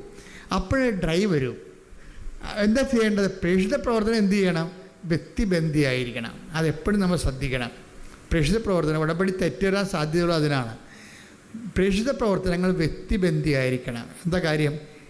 കർത്താവിൻ്റെ കൽപ്പനയാണ് ഇതെല്ലാമെങ്കിലും ആ കൽപ്പന പാലിക്കണത് ഒരു വിഷയത്തെ അടിസ്ഥാനപ്പെടുത്തിയല്ല, വ്യക്തിയെ അടിസ്ഥാനപ്പെടുത്തിയാണ്. അതാണ് ഈശോ പറഞ്ഞത്, എന്നെ സ്നേഹിക്കുന്നവനാണ് എൻ്റെ കൽപ്പന. അതാണ് വിഷയം. ഇതെവിടെ പോകണം? യോഹന്നാൻ 14:23. യോഹന്നാൻ 14:23. എന്നെ സ്നേഹിക്കുന്നവൻ എന്റെ വചനം പാലിക്കും. അപ്പോൾ എന്റെ പിതാവ് അവനെ സ്നേഹിക്കുകയും ഞങ്ങൾ അവന്റെ അടുത്ത് വന്ന് അവനിൽ വാസമുറപ്പിക്കുകയും ചെയ്യും. അപ്പോൾ ആരാണ് അവൻ പറയണ പോലെ ചെയ്യാൻ പറയുമ്പോഴേ ആരാണ് അവൻ പറയണ പോലെ ചെയ്യണത്? എന്നെ സ്നേഹിക്കുന്നവനാണ്. യോഹന്നാൻ 14:23 ഇതിൻ്റെ ഫണ്ടമെൻ്റ് വചനമാണ്. എന്താ കാര്യം പറഞ്ഞേ? എന്നെ സ്നേഹിക്കുന്നവൻ എന്റെ വചനം പാലിക്കും. അപ്പോൾ എന്റെ പിതാവ് അവനെ സ്നേഹിക്കുകയും ഞങ്ങൾ അവന്റെ അടുത്ത് വന്ന് അവനിൽ വാസമുറപ്പിക്കുകയും ചെയ്യും. അപ്പോഴേ ഉടമ്പടി അവൻ പറയണ പോലെ ചെയ്യുന്നതാണെങ്കിലും ഈ അവൻ പറയുന്ന പോലെ ചെയ്യുന്ന ആ ചെയ്ത്തില്ലേ, ആ കർമ്മം അടിസ്ഥാനപ്പെടുത്തിയിരിക്കേണ്ടത് വിഷയബന്ധിയായിട്ടല്ല. ആ കർമ്മം നിങ്ങൾ ചെയ്യുന്നത് കൊണ്ട് നിങ്ങൾക്ക് ആ വിഷയം സാധിക്കണമെന്നുള്ളതിനെ നേരിട്ട് ബന്ധപ്പെടുന്നില്ല. അവൻ പറയുന്ന പോലെ ചെയ്യുന്നതിൻ്റെ ബേസ്മെൻറ്റ് എന്താണ്? എന്നെ സ്നേഹിക്കുന്നവനെന്നാണ് കിടക്കുന്നത്. അവൻ പറയുന്ന പോലെ ചെയ്യണത് ആരാണ്? ദൈവത്തെ സ്നേഹിക്കുന്നവനാണ്. അപ്പോൾ ആദ്യം വേണ്ടത് എന്താണ്? ദൈവസ്നേഹമാണ് വേണ്ടത്. അതാണ് വിഷയം. അതെപ്പോഴും ഓർത്തേക്കണം കേട്ടോ. പ്രേക്ഷിത പ്രവർത്തനം ചെയ്യുമ്പോൾ ആദ്യം ഓർക്കണം. പ്രേക്ഷിത പ്രവർത്തനം ചെയ്യുമ്പോൾ നിങ്ങൾ ഉടനെ വന്ന് കമ്പ്യൂട്ടർ ഓൺ ചെയ്ത് ഓഫർ ലെറ്റർ വന്നാന്നല്ല നോക്കേണ്ടത്. നിങ്ങൾ ആദ്യം നോക്കേണ്ടത് ഞാനീ ചെയ്യണത് ഔട്ട് ഓഫ് ലവ് ആണോ, ദൈവസ്നേഹത്തോടെയാണോ? എന്താ കാര്യം വെച്ച് കഴിഞ്ഞാൽ ഈ ദൈവസ്നേഹത്തോട് ചെയ്ത് കഴിഞ്ഞാൽ ഉള്ള ഗുണമെന്ന് വെച്ച് കഴിഞ്ഞാൽ അവിടെ ക്യാഷ് ആൻഡ് കൈൻഡ് ആയിട്ടുള്ള അനുഗ്രഹം വരണത് വൈ ദ വെരി പ്രസൻസ് ആയിട്ടാണ് വരണത്. ഇപ്പം നിങ്ങൾക്ക് മഴവില്ല് കാണണം, നിങ്ങൾക്ക് മുല്ലപ്പൂവിൻ്റെ സുഗന്ധം കേൾക്കണം എന്നൊക്കെ ആർക്കാണ് കൊതിയില്ലാത്തത്? അതെല്ലാം പ്രസൻസിൻ്റെ ഇഫക്റ്റാണ്. ജോൺ പോൾ മാർപ്പാപ്പ സ്വപ്നത്തിൽ പ്രത്യക്ഷപ്പെട്ടു, ജോസഫച്ചൻ പ്രത്യക്ഷപ്പെട്ടു എന്നൊക്കെ പറഞ്ഞ ആൾക്കാർ പറയുന്നില്ലേ? അതെല്ലാം ദൈവത്തിൻ്റെ പരിപാലനയുടെ രീതിയിലുള്ള ഓരോ പ്രസൻസാണ്. പക്ഷേ ഈ പ്രസൻസിലേക്ക് വരണത് എങ്ങനെയാണ്? അതായത് ആ 14:26 തന്നെ അതിൻ്റെ വചനം. അതായത് നിങ്ങൾ എന്നെ സ്നേഹിക്കുകയും പറഞ്ഞേ, നിങ്ങൾ എന്നെ സ്നേഹിക്കുകയും അതുവഴി എൻ്റെ വചനങ്ങൾ പാലിക്കുകയും ചെയ്യുമ്പോൾ ഞങ്ങൾ വന്ന് നിങ്ങളിൽ വാസമുറപ്പിക്കും. അതാണ് പ്രസൻസ് എന്ന് പറയുന്നത്. ഉടമ്പടിയുടെ പ്രസൻസ്. നിങ്ങൾക്ക് വേണമെങ്കിൽ എങ്ങനെ വേണമെങ്കിലും മുല്ലപ്പൂവിൻ്റെ സുഗന്ധം കേൾക്കുകയോ മഴവില്ല് കാണുകയോ സ്വപ്നം കാണുകയോ ദർശനം കിട്ടുകയോ ചെയ്യും. ചെയ്യണമെന്നുണ്ടെങ്കിൽ പ്രസൻസിൻ്റെ ഫോർമുല കറക്റ്റ് ചെയ്യണം. ആ വചനം ഒന്നിനു വായിച്ചേ. എന്നെ സ്നേഹിക്കുന്നവൻ പറഞ്ഞ് എന്നെ സ്നേഹിക്കുന്നവൻ എന്റെ വചനം പാലിക്കും. എന്റെ വചനം പാലിക്കും. അപ്പോൾ എന്റെ പിതാവ് അവനെ സ്നേഹിക്കുകയും ഞങ്ങൾ അവന്റെ അടുത്ത് വന്ന് അവനിൽ വാസമുറപ്പിക്കുകയും ചെയ്യും. അതാണ് സാന്നിധ്യം എന്ന് പറയണത്. അതാണ് സാന്നിധ്യം എന്ന് പറയണത്. ഇപ്പം അവനെ സ്നേഹിക്കുമ്പോൾ ഉണ്ടാകുന്ന പ്രശ്നം എന്ന് പറയണത്, നമുക്ക് ഒരിക്കലും ദൈവത്തെയും മാമോനെയും ഒരുമിച്ച് സ്നേഹിക്കാൻ പറ്റത്തില്ല. അവിടെയാണ് ഒരു വഴിപിരിയൽ വരണത്. അവിടെ വെച്ച് വഴിപിരിയും. നമുക്ക് ക്രിസ്തുവിനെ സ്നേഹിക്കാമെന്ന് പറഞ്ഞിട്ട് പിശാച കയ്യെ പിടിച്ച് നടക്കാൻ പറ്റത്തില്ല. പിടിയിട്ടില്ലേ? അവിടെയാണ് നമ്മൾ ശ്രദ്ധിക്കേണ്ടത്. Take the bread of God, ദൈവത്തെയും മാമോനെയും. ശ്രദ്ധിക്കട്ടെ. മത്തായി 6:24. മത്തായി 6:24. 2 യജമാനന്മാരെ സേവിക്കാൻ കിടക്കണ ചട്ടിക്കലോ പ്രശ്നം. രണ്ട് യജമാനന്മാരെ സേവിക്കാൻ ആർക്കും സാധിക്കുകയില്ല. ഒന്നുകിൽ ഒരുവനെ ദ്വേഷിക്കുകയും അപരനെ സ്നേഹിക്കുകയും ചെയ്യും. അല്ലെങ്കിൽ ഒരുവനെ ബഹുമാനിക്കുകയും അപരനെ നിന്ദിക്കുകയും ചെയ്യും. ദൈവത്തെയും മാമോനെയും സേവിക്കാൻ നിങ്ങൾക്ക് സാധിക്കുകയില്ല. ഇത് സോപ്പിട്ട് അഡ്ജസ്റ്റ്മെന്റ് നിങ്ങളെ മയക്കി നിങ്ങളെ കാര്യങ്ങൾ പറയണമെന്നില്ല. കറക്റ്റ് ഡയറക്റ്റാണ്. ഇതിൻ്റെ അകത്തൊരു അഡ്ജസ്റ്റ്മെൻറ്റും ഇല്ല. കർത്താവ് പച്ചക്ക് കാര്യം പറഞ്ഞൊക്കെയാണ്. ദൈവത്തെയും മാമോനെയും ഒരുമിച്ച് സേവിക്കുക. 2 അധികാര സാധ്യതയില്ല. നിങ്ങളെ ശക്തിയുടെ സങ്കല്പങ്ങളിൽ ക്രിസ്തു അല്ലാതെ വേറൊരു ശക്തി സങ്കല്പം വന്നാൽ ഉടമ്പടി വർക്കൗട്ട് ചെയ്യത്തില്ല. അതിനകത്ത് വേറെ ചാൻസ് ഇല്ല. ഇതിനെക്കുറിച്ചൊക്കെ നമുക്ക് വ്യക്തമായ ബോധം ഉണ്ടാകണം. ഈ വിഷയത്തിലെല്ലാം കൃത്യമായ ബോധമാണ്. എന്താ കാര്യം? അതായത് സുവിശേഷ വിഹിതമായിട്ടാണ് ജീവിതം പുനഃക്രമീകരിക്കുമ്പോൾ സ്വാഭാവികമായിട്ടും ഇത് ക്രിസ്തു അവലംബിയാണ്. No doubt. ആ ക്രിസ്തു അവലംബി ആയതുകൊണ്ട് തന്നെ നിൻ്റെ പാപത്തിന് പരിഹാരമായി മരിച്ച വേറെ ഒരാൾ ക്ലെയിം ചെയ്യുന്നില്ല ഈ ലോകത്ത്. അതാണ് എൻ്റെ വിഷയം. ഞാൻ നിനക്ക് പകരക്കാരനായിട്ടാണ് മരിച്ചത്.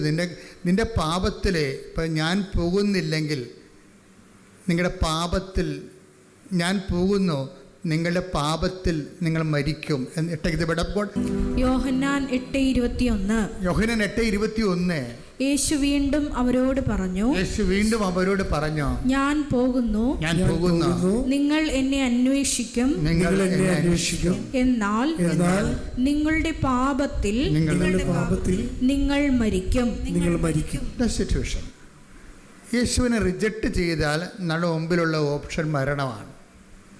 അത് കൃത്യമായിട്ട് ബൈബിൾ പറയുന്നുണ്ട്, കൃത്യമായിട്ട് ഉടമ്പടി പറയുന്നുണ്ട്. എന്താ കാര്യം? ക്രിസ്തുവിനെ നമ്മൾ സ്വീകരിക്കുന്നത് നിത്യജീവന് വേണ്ടിയാണ്. അതാണ് വിഷയം. ക്രിസ്തു എന്ന് പറയുമ്പോൾ നിങ്ങൾ ഉടനെ ഭൗതികമായ ആനുകൂല്യങ്ങളും ധരിക്കരുത്. അതൊക്കെ ഇതിൻ്റെ ആദ്യത്തെ ABCD പരിപാടികളൊക്കെയാണ്. അതിൻ്റെ ഉദ്ദേശം എന്താണ്?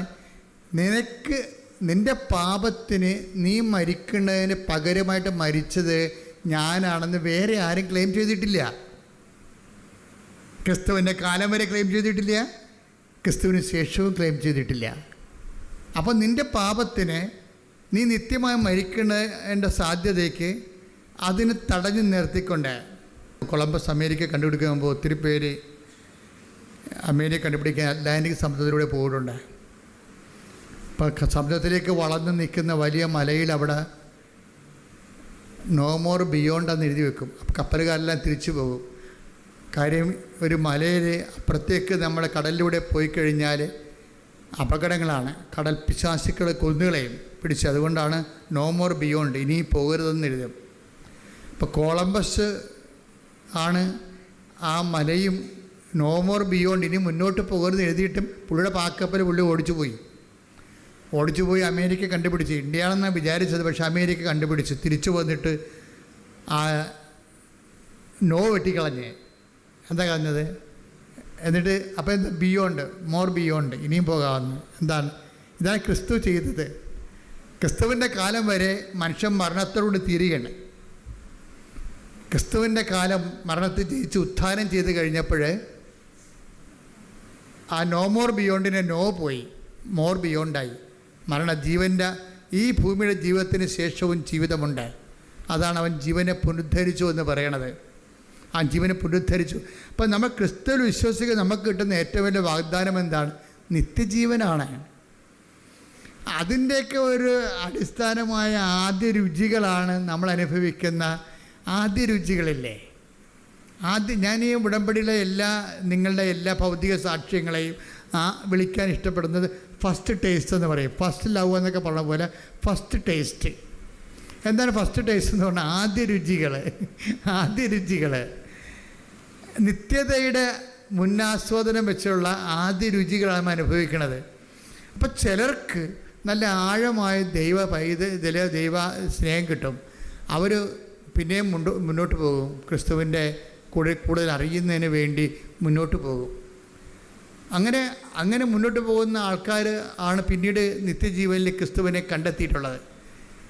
ഞാൻ തിരുവുദ്ധാനത്തോട് ബന്ധപ്പെട്ട് വരുന്ന ദിവസങ്ങളായതുകൊണ്ടാണ് ഈശോ ഇതിലൂടെ ഇങ്ങനെ സംസാരിക്കണമെന്ന് ഞാൻ കരുതുന്നു. നിങ്ങൾ സ്തുതിക്കട്ടെ. ഹല്ലേലൂയ, ഹല്ലേലൂയ, ഹല്ലേലൂയ, ഹല്ലേലൂയ, ഹല്ലേലൂയ. ജ്ഞാനത്തിന്റെ വലിയ വചന രഹസ്യങ്ങൾ ഞങ്ങൾക്ക് വെളിപ്പെടുത്തുന്നതിന് നന്ദി പറയുന്നു. ഹല്ലേലൂയ, ഹല്ലേലൂയ. മഹത്വം, മഹത്വം, ആരാധന, ആരാധന. ഹല്ലേലൂയ, ഹല്ലേലൂയ, ഹല്ലേലൂയ. മഹത്വം, മഹത്വം.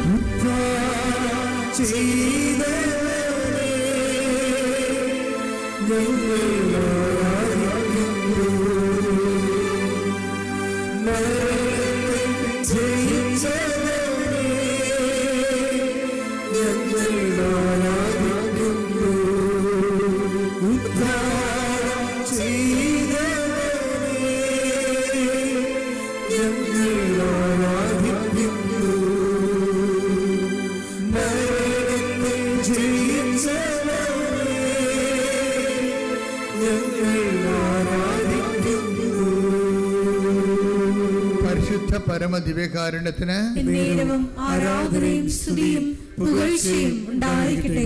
പരിശുദ്ധ പരമദിവ്യകാരുണ്യത്തിന് ആരാധനയും സ്തുതിയും പുകഴ്ചയും ഉണ്ടായിരിക്കട്ടെ. അപ്പം എൻ്റെ മക്കൾ എപ്പോഴും ശ്രദ്ധിക്കേണ്ട കാര്യം, നിങ്ങൾ ഈ ഉടമ്പടിയിൽ വെക്കുമ്പോൾ നിങ്ങൾ ഈ ദൈവ സാന്നിധ്യത്തിന് വേണ്ടി വേണം. നിങ്ങൾക്കറിയാവില്ലേ എപ്പോഴും ചെയ്യേണ്ടത്. ഇപ്പോൾ എങ്ങനെയെങ്കിലും ഒന്ന് ജയിച്ചാൽ മതി എന്നും പറഞ്ഞാണ് ചില ആൾക്കാർ പരീക്ഷ എഴുതണത്. പക്ഷെ ചിലർ പരീക്ഷ എഴുതുന്നത് അങ്ങനെയല്ല. അവർക്കെന്താണ്? അവർക്ക് ആദ്യത്തെ 10 റാങ്കിൽ എവിടെയെങ്കിലും കയറി പറ്റണമെന്ന് എഴുതത്തുള്ളൂ. അതാണ് വ്യത്യാസം. ആ വ്യത്യാസമുണ്ട്. ചിലർ പറയണത് എങ്ങനെയെങ്കിലും ജയിച്ചാൽ മതിയെന്നാണ്. ആ സർട്ടിഫിക്കറ്റ് കിട്ടിയാൽ നമുക്ക് പൊടികോരി തിന്നാൻ പറ്റത്തില്ല. നിങ്ങൾ എന്തെങ്കിലും കാര്യങ്ങൾ ഭൂമിയിലുള്ള കാര്യം നടന്നാൽ മാത്രം മതിയെന്ന് പറഞ്ഞ് ഉടമ്പടി വെക്കാം നിങ്ങൾക്ക്. പക്ഷെ അതേസമയം തന്നെ ആദ്യത്തെ 10 റാങ്കിൽ ഒരാളായിട്ട് കയറി പറ്റണമെന്നും പറഞ്ഞ് ഉടമ്പടി വെക്കാം. അത് സാന്നിധ്യത്തിൻ്റെതാണ്. ഡിസ്റ്റിങ്ഷൻ കഴിഞ്ഞ് മുകളിലോട്ട് വരണതെല്ലാം എൻ്റെ റാങ്ക് സാന്നിധ്യത്തിൻ്റെതാണ്. നിങ്ങളെന്തിനാണ് ഉടമ്പടി എടുക്കേണ്ടത്? കർത്താവിൻ്റെ സാന്നിധ്യം അനുഭവിക്കണമെന്ന് ഉടമ്പടി എടുക്കണം. പറഞ്ഞ മനസ്സിലായ? അല്ലാതെ വസ്തു വിൽക്കണമെന്ന് പറഞ്ഞാൽ അതൊക്കെ നടക്കണ ഈസിയായിട്ട് നടക്കുന്ന കാര്യങ്ങളാണ്. അതിന് ഓവർ പ്രാധാന്യം കൊടുക്കരുത്. അതിൻ്റെ ഇരട്ടി കാര്യങ്ങൾ നടക്കും ഉടമ്പടിക്കാലത്ത്. നിങ്ങൾ പറയണത് എന്താണ്? നിങ്ങൾക്ക് സാന്നിധ്യം വേണമെന്ന് പറയണം. കാര്യം വാഗ്ദാനത്തിലുള്ളതാണ്.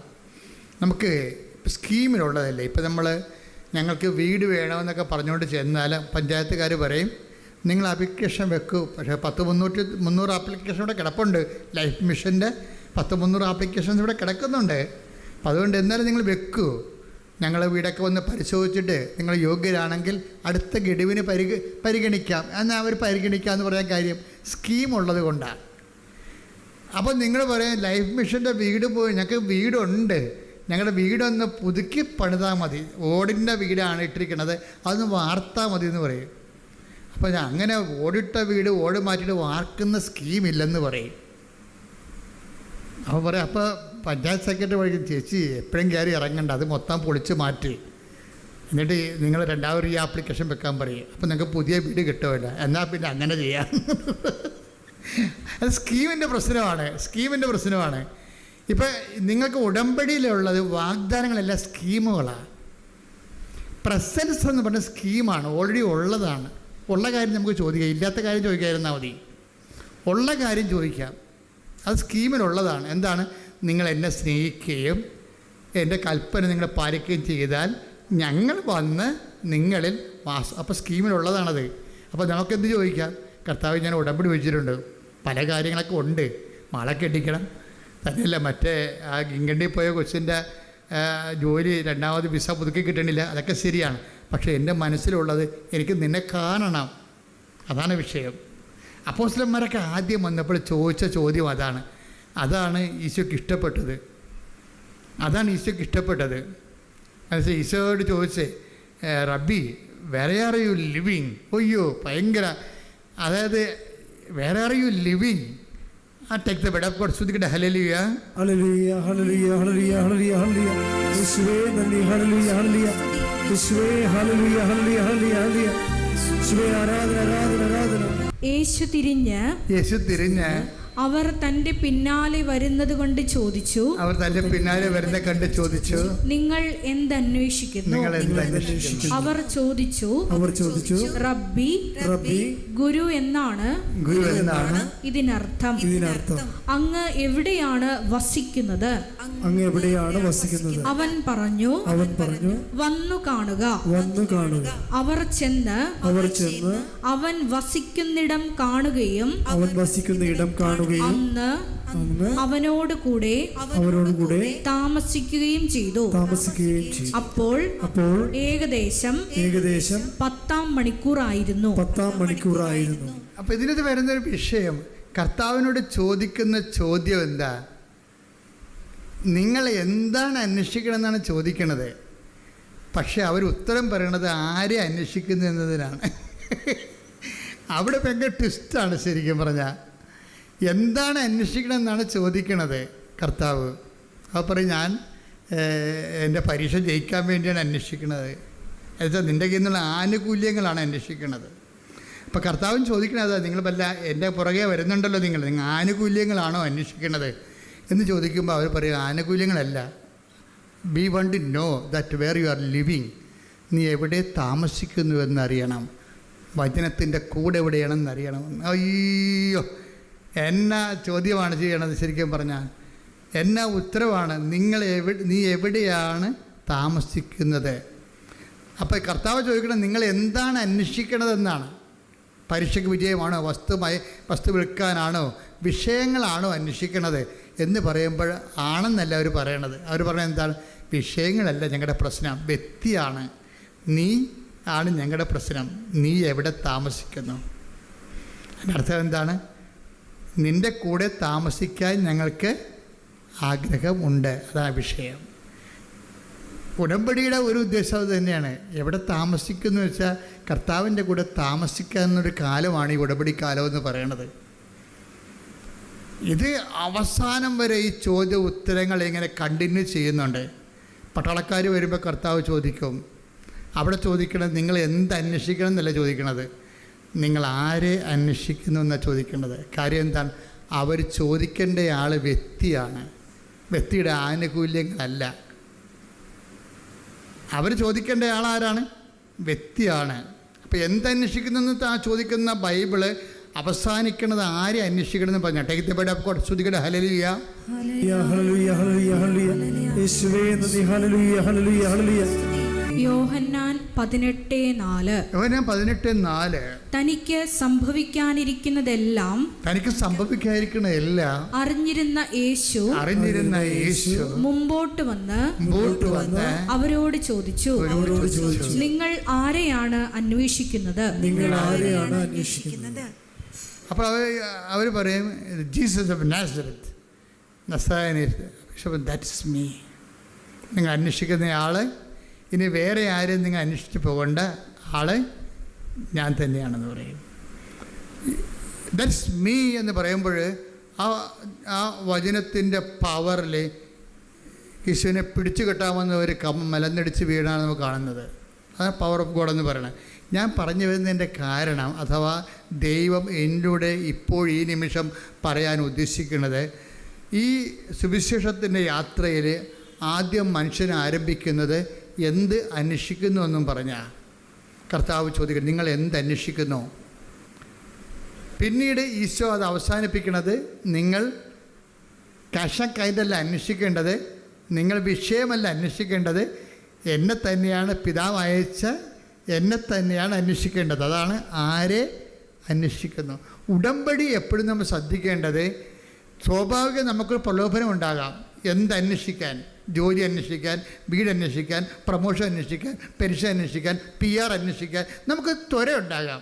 ഈ ത്വരയെ അതിലംഘിച്ചുകൊണ്ട് വേണം നിങ്ങൾ ഉടമ്പടിയിലൂടെ ക്രിസ്തുവിനെ അന്വേഷിക്കാൻ. കൈയടിച്ച് ശ്രദ്ധിക്കട്ടെ. ഹല്ലേലൂയ, ഹല്ലേലൂയ, ഹല്ലേലൂയ, ഹല്ലേലൂയ, ഹല്ലേലൂയ, ഹല്ലേലൂയ, മഹത്വം, ആരാധന, ആരാധന, ഹല്ലേലൂയ, ഹല്ലേലൂയ, ഹല്ലേലൂയ, ഹല്ലേലൂയ. യേശുവേ, ഉടമ്പടിയുടെ ലക്ഷ്യം നീ തന്നെയാണെന്ന വലിയ വെളിപ്പെടുത്തൽ നന്ദി പറയുന്നു. ഹല്ലേലൂയ, ഹല്ലേലൂയ. കൈയടിച്ചോട്ടെ.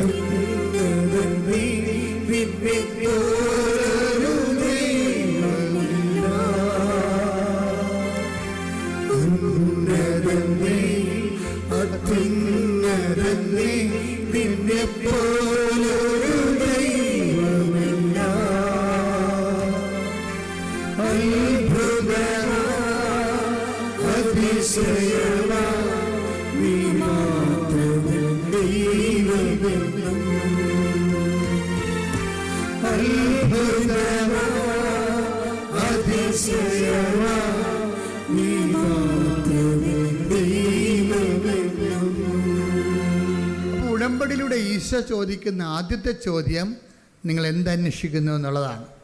ഉടമ്പടിയുടെ ഈശോ ചോദിക്കുന്ന രണ്ടാമത്തെ ചോദ്യം നിങ്ങൾ ആരെ അന്വേഷിക്കുന്നതാണ്. അപ്പോൾ ബുദ്ധിയുള്ള മനുഷ്യ, ദൈവവേദലെ നീ മനസ്സിലാക്കണം, ക്യാഷ് ആൻഡ് കൈൻഡായിട്ടുള്ളൊരു കാലം കഴിയുമ്പോൾ പിന്നീട് നീ അതിലൂടെ കർത്താവിനെ അന്വേഷിക്കാൻ വേണ്ടി ദൈവം ആഗ്രഹിക്കുന്നു. ശ്രദ്ധിക്കട്ടെ.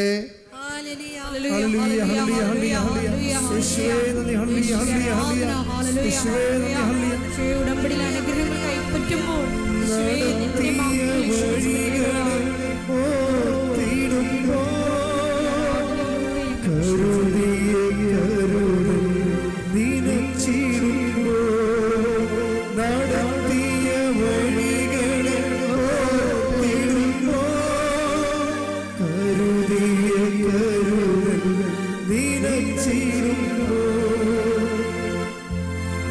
പരിശുദ്ധ പരമദിവ്യകാരുണ്യത്തിന് ആരാധനയും സ്തുതിയും പുകഴ്ചയും ഉണ്ടായിരിക്കട്ടെ. ഇപ്പൊ ഈശോ പരിശുദ്ധാത്മാവ് നമ്മളെ നയിച്ചുകൊണ്ടിരിക്കുന്നത് എന്താണ്? ഏറ്റവും ഉടമ്പടി ഏറ്റവും അടിസ്ഥാനം എന്താണ്? ദൈവത്തിൻ്റെ വാഗ്ദാനങ്ങളാണ് ഉടമ്പടിയുടെ അടിസ്ഥാനം. ഈ വാഗ്ദാനങ്ങളിൽ വെച്ച് ഏറ്റവും ഗ്രേഡഡ് ആയിട്ടുള്ള വാഗ്ദാനം എന്താണ്? ആദ്യത്തെ 10 റാങ്കിലുള്ള ഇതിൻ്റെ വാഗ്ദാനം എന്താണ്? ടോപ്പ് റാങ്കിലുള്ള വാഗ്ദാനം എന്താണ്? അത് പ്രസൻസാണ്. എന്താണ്? ദൈവത്തിൻ്റെ സാന്നിധ്യം. അതാണ്. അപ്പോൾ നമ്മൾ ഉടമ്പടിയിൽ നമ്മൾ അടിസ്ഥാനപ്പെടുത്തുന്നത് എന്തിനു വേണ്ടിയാണ്? ദൈവത്തിൻ്റെ സാന്നിധ്യത്തിന് വേണ്ടി. എൻ്റെ മക്കൾ, ദൈവത്തിൻ്റെ സാന്നിധ്യത്തിന് എന്താണ്? നിങ്ങൾ എന്നെ, അതാണ് 14:23 വായിച്ചത് അല്ലേ?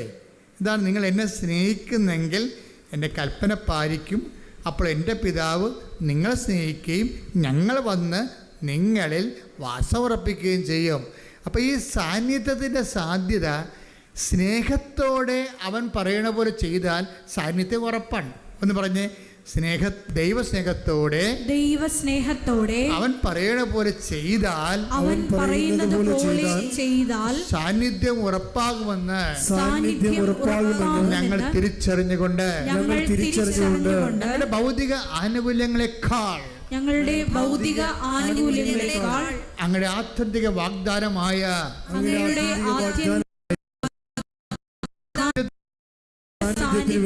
ആഗ്രഹിക്കാൻ ഞങ്ങളെ അഭിഷേകം ചെയ്യണമേ.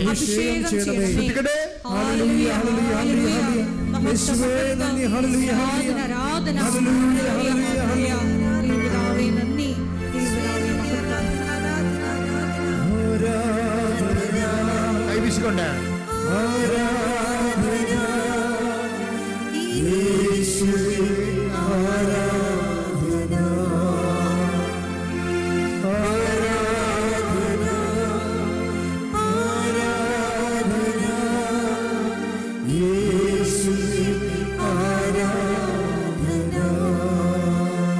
പരിശുദ്ധ പരമദിവ്യകാരണത്തിന് ആരാധനയും സ്തുതിയും പുകഴ്ചയും ഉണ്ടായിരിക്കട്ടെ. ഏറ്റവും ടോപ്പായിട്ട് ഉടമ്പടി നിബന്ധന പാലിച്ച ഒരു മനുഷ്യനുണ്ട് ബൈബിളിലെ പുതിയ നിയമത്തിൽ. ഏറ്റവും ടോപ്പായിട്ട് ഞാൻ അയാളെപ്പോലെ ഉടമ്പടി പാലിച്ച ആരെയും ഞാൻ കണ്ടിട്ടില്ല. ഏറ്റവും ടോപ്പായിട്ട് ഉടമ്പടി പാലിച്ച അയാളോടാണ് ദൈവം സാന്നിധ്യം ഗ്യാരണ്ടി ചെയ്യണമുണ്ട്. ദൈവം സാന്നിധ്യം ഗ്യാരണ്ടി ചെയ്യണം. ആരാണെന്ന് പറയാമോ? ഏറ്റവും ടോപ്പായിട്ട് ഉടമ്പടി പാലിച്ച ഒരാളുണ്ട് ബൈബിളിൽ. അയാൾക്കാണ് ദൈവം സാന്നിധ്യം ഗ്യാരണ്ടി ചെയ്യണത്. ആരാണെന്ന് പറയാമോ? പുതിയ നിയമത്തിൽ നിന്ന് പറഞ്ഞാൽ മതി, അറിയൊന്നുമില്ല. സാന്നിധ്യം ഗ്യാരണ്ടി ചെയ്യണം. കർത്താവ് സാന്നിധ്യം ഗ്യാരണ്ടി ചെയ്യണം. എനിക്ക് തോന്നിയിരിക്കണത് ഈ ദിവസങ്ങളിൽ പീഡാനുഭവ ധ്യാനങ്ങളുമായിട്ടൊക്കെ സഞ്ചരിച്ചപ്പോൾ എൻ്റെ മനസ്സിൽ വന്ന് ഇതിൻ്റെ സ്വകാര്യ ധ്യാനത്തിൽ വന്നൊരാളാണ് ഈ മൂത്ത പുത്രൻ. ദൈവം എപ്പോഴും ഞാൻ ഈ അച്ഛനായ കാലം മുതലേ ഇളയ പുത്രനോട് കർത്താവ് ഇങ്ങനെ ഇളയ പുത്രനെ ഇങ്ങനെ ഹൈലൈറ്റ് ചെയ്യുന്നതായിട്ട് കാണുന്നുണ്ടെങ്കിലും അവൻ ഭയങ്കര ഒരു ബേസിക് കോഴ്സുകാരനായിട്ട് എനിക്ക് തോന്നിയിട്ടുണ്ട് പലപ്പോഴും. ഇത് യഥാർത്ഥ ആൾ മൂത്ത പുത്രനാണ്. ദൈവത്തിന് പണ്ട് മൂലമുള്ള ഒരു എന്താണ് ഒരു പ്രവർത്തന രീതിയുണ്ട്. ഏറ്റവും നല്ല സംഭവത്തിനെ മൂടിക്കളയും. അത് ദൈവത്തിൻ്റെ ഈ വചനത്തിൻ്റെ ഒരു രീതിയാണ്. നിങ്ങൾ രത്നമാണ് പറയുമ്പോൾ അത് കുഴിച്ചിട്ടിരിക്കണമെന്ന് പറയും. രത്നത്തിൻ്റെ കാര്യം പറഞ്ഞാൽ എന്ത് പറയും? അത് കുഴിച്ചിട്ടിരിക്കുകയാണ്, കുഴിമാന്തി എടുക്കാൻ പറയും. മാന്തി എടുത്താൽ മാത്രം പോരാ, കരസ്ഥമാക്കണമെങ്കിൽ ഇത്തിരി പാടാണ്. പോയി നിനക്കുള്ളതെല്ലാം വിൽക്കാൻ പറയും. അപ്പോൾ ഈ മുന്തിയ സംഭവത്തിനെ ഇങ്ങനെ ആകൃതമാക്കിയിട്ട് കുപ്പയിലും കുഴിയിലുമൊക്കെ വെച്ച് കളയും. അതിൽപോലെ കർത്താവ് കുപ്പയിൽ വെച്ച ഒരാളാണ് മൂത്ത പുത്രൻ. നമ്മൾ കുഴിമാന്തി എടുക്കേണ്ടി വരും അയാളെ. ഇന്ന് വരെ അയാളെ പ്രസംഗിച്ചിട്ടുള്ളവരെല്ലാവരും ഈ അലവലാദീനാണ് അങ്ങോട്ട് കയറ്റി വെക്കണം. അവൻ്റെ മാനസാന്തരം വേണ്ട ആനക്കാര്യമായിട്ട് കുട്ടിഘോഷിച്ചിട്ട് എന്നാ പറ്റി അതെന്ന് വെച്ച് കഴിഞ്ഞാൽ ചിലർക്കെങ്കിലും ചില അയ്യോഭാവികൾക്കെങ്കിലും വീണ്ടും പാപം ചെയ്യാനുള്ള ലൈസൻസും കിട്ടി. എന്നാൽ കരഞ്ഞ കൂവി കരുണ തോന്നണമെന്നൊക്കെ പറഞ്ഞ് തൊണ്ട പൊട്ടി അലറിക്കാവി കൂവിയ കർത്താവ് ഉടനെ കരുണ കാണിക്കുമല്ലോ. അങ്ങനെ ഒരു തെറ്റിദ്ധാരണയും വന്നിട്ടുണ്ട്. അതായത് എന്താ പ്രശ്നം വെച്ച് കഴിഞ്ഞാൽ ദൈവം ഇങ്ങനെ വാത്സല്യത്തോടു കൂടി എന്ത് വഴിപഴച്ച ജീവിതം ജീവിച്ചാൽ അവസാനം ഇങ്ങനെ കണ്ണീരിട്ടൊന്ന് മോങ്ങിയാൽ തിരിച്ചെടുക്കാൻ പറ്റുമോ എന്നുള്ളൊരു ചെറിയ ധാരണ ചിലർക്കെങ്കിലും, എല്ലാവർക്കും അല്ല, ചില അയ്യോപാപികൾക്ക് എങ്ങനെ വന്നിട്ട് ഇതെല്ലാം പാപം ചെയ്യാനുള്ള ലൈസൻസ് ആക്കി മാറ്റിയിട്ടുണ്ട്. അതുകൊണ്ട് കൃപയിൽ ഈ ജനം വളർന്നിട്ടുമില്ല.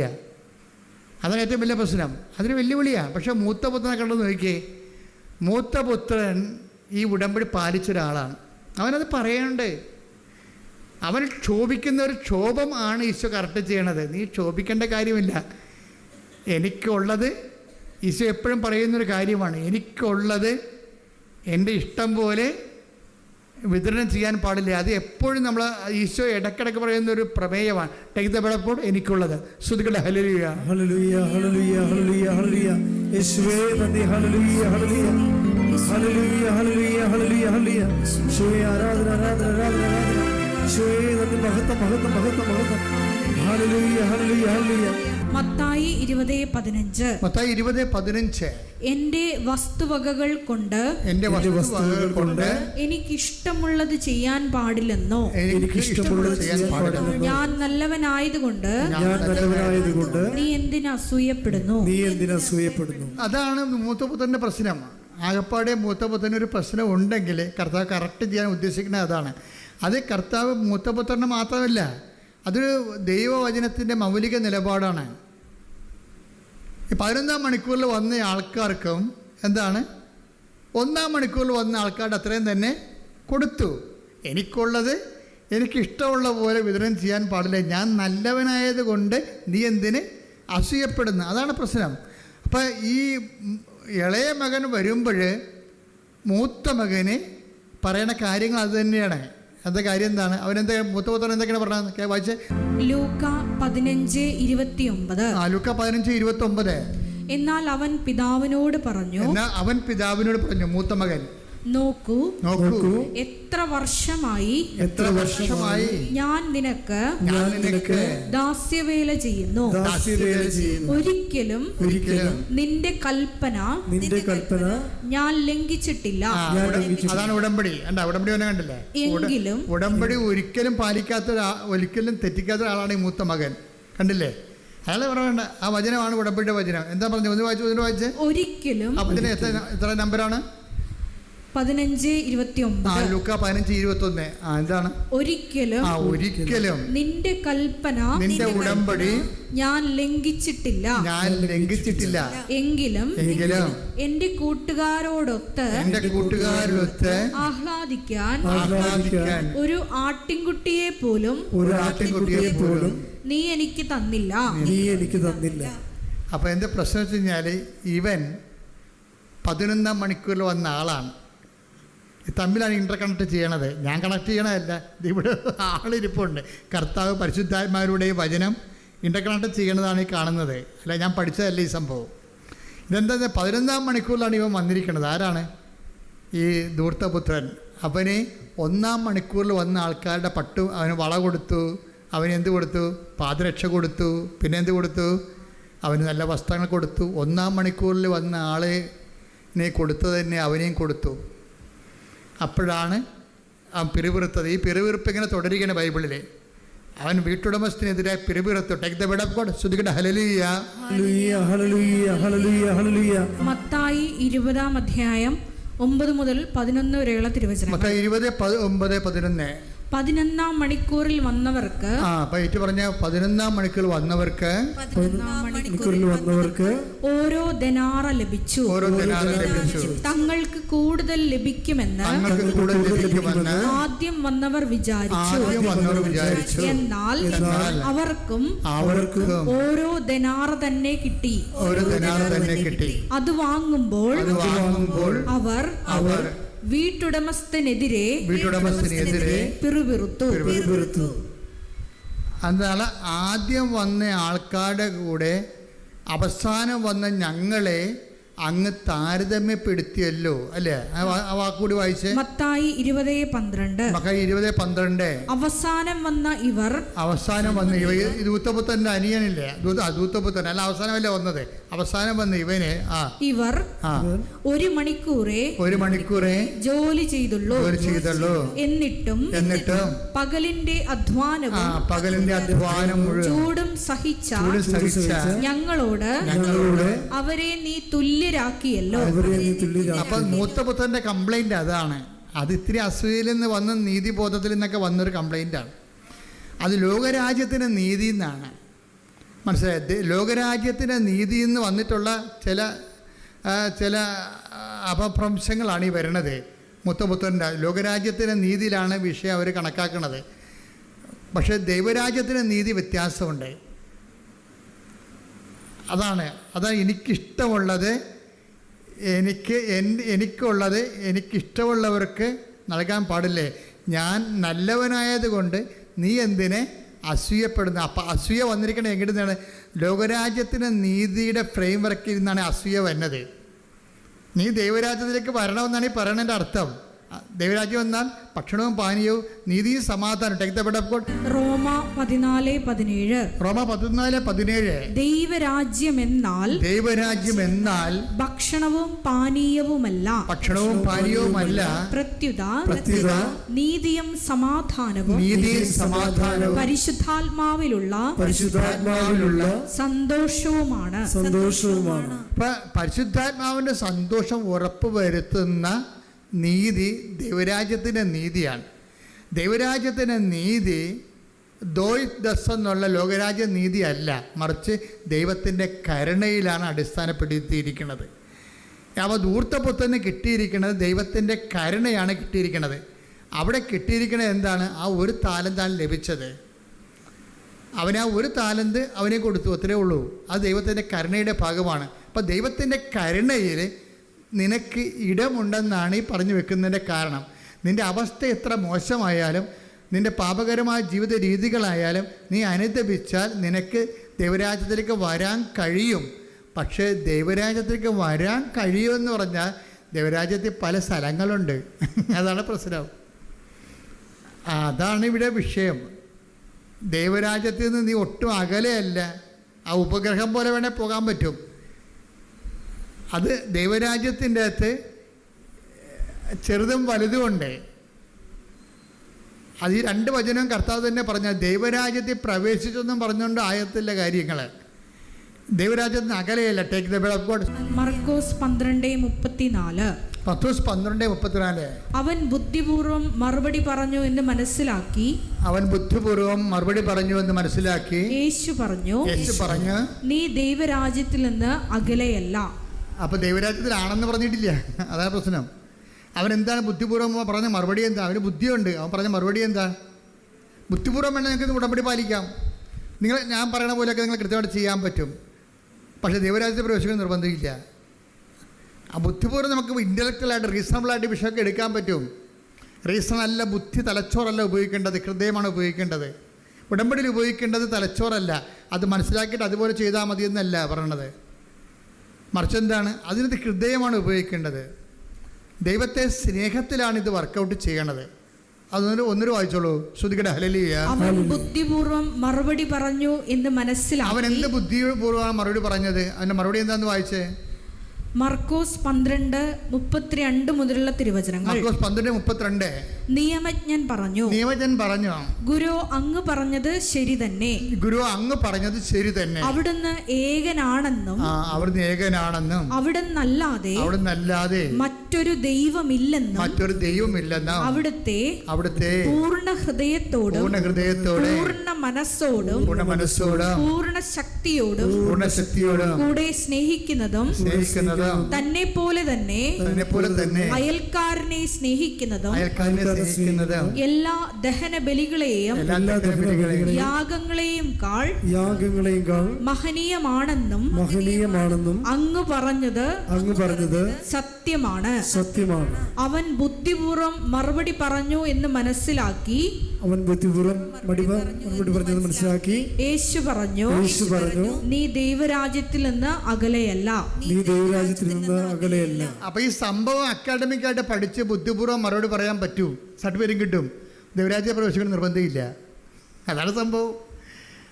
ഈ ഞാൻ പറയുന്ന കാര്യങ്ങളെല്ലാം നിങ്ങൾക്കതെല്ലാം പഠിച്ച് ഇതെല്ലാം മനസ്സിലാക്കിയൊക്കെ വെക്കാൻ പറ്റും. പക്ഷേ ദൈവരാജ്യത്തിൽ പ്രവേശിക്കണമെന്ന് നിർബന്ധമില്ല. അകലെ അടുത്തൊക്കെ വരാൻ പറ്റും. അത്ര കലല്ലേ ഉള്ളു. ഇത് ബുദ്ധിപൂർവമായിട്ട് മനസ്സിലാക്കേണ്ട വിഷയമല്ല ബൈബിൾ എന്നുള്ള സൂചനയാണ് വരണത്. ബുദ്ധിപൂർവമായിട്ട് അക്കാഡമിക്കലായിട്ട് മനസ്സിലാക്കേണ്ട കാര്യങ്ങളല്ല ഇത്. അക്കാഡമിക്കായിട്ട് മനസ്സിലാക്കിയിട്ട് നമുക്ക് കയ്യും കെട്ടി ഇരുന്നാൽ ദൈവരാജ്യത്തിനകത്ത് കയറാൻ പറ്റത്തില്ല. പക്ഷേ എന്താണ് പിന്നെ എങ്ങനെ അകത്ത് കയറണത്? ഈ കൽപ്പന എത്രയും ചെറുതായാലും ശരി. Take the word of God. Mathai 5:19. ഈ പ്രമാണങ്ങളിൽ ഏറ്റവും നിസ്സാരമായ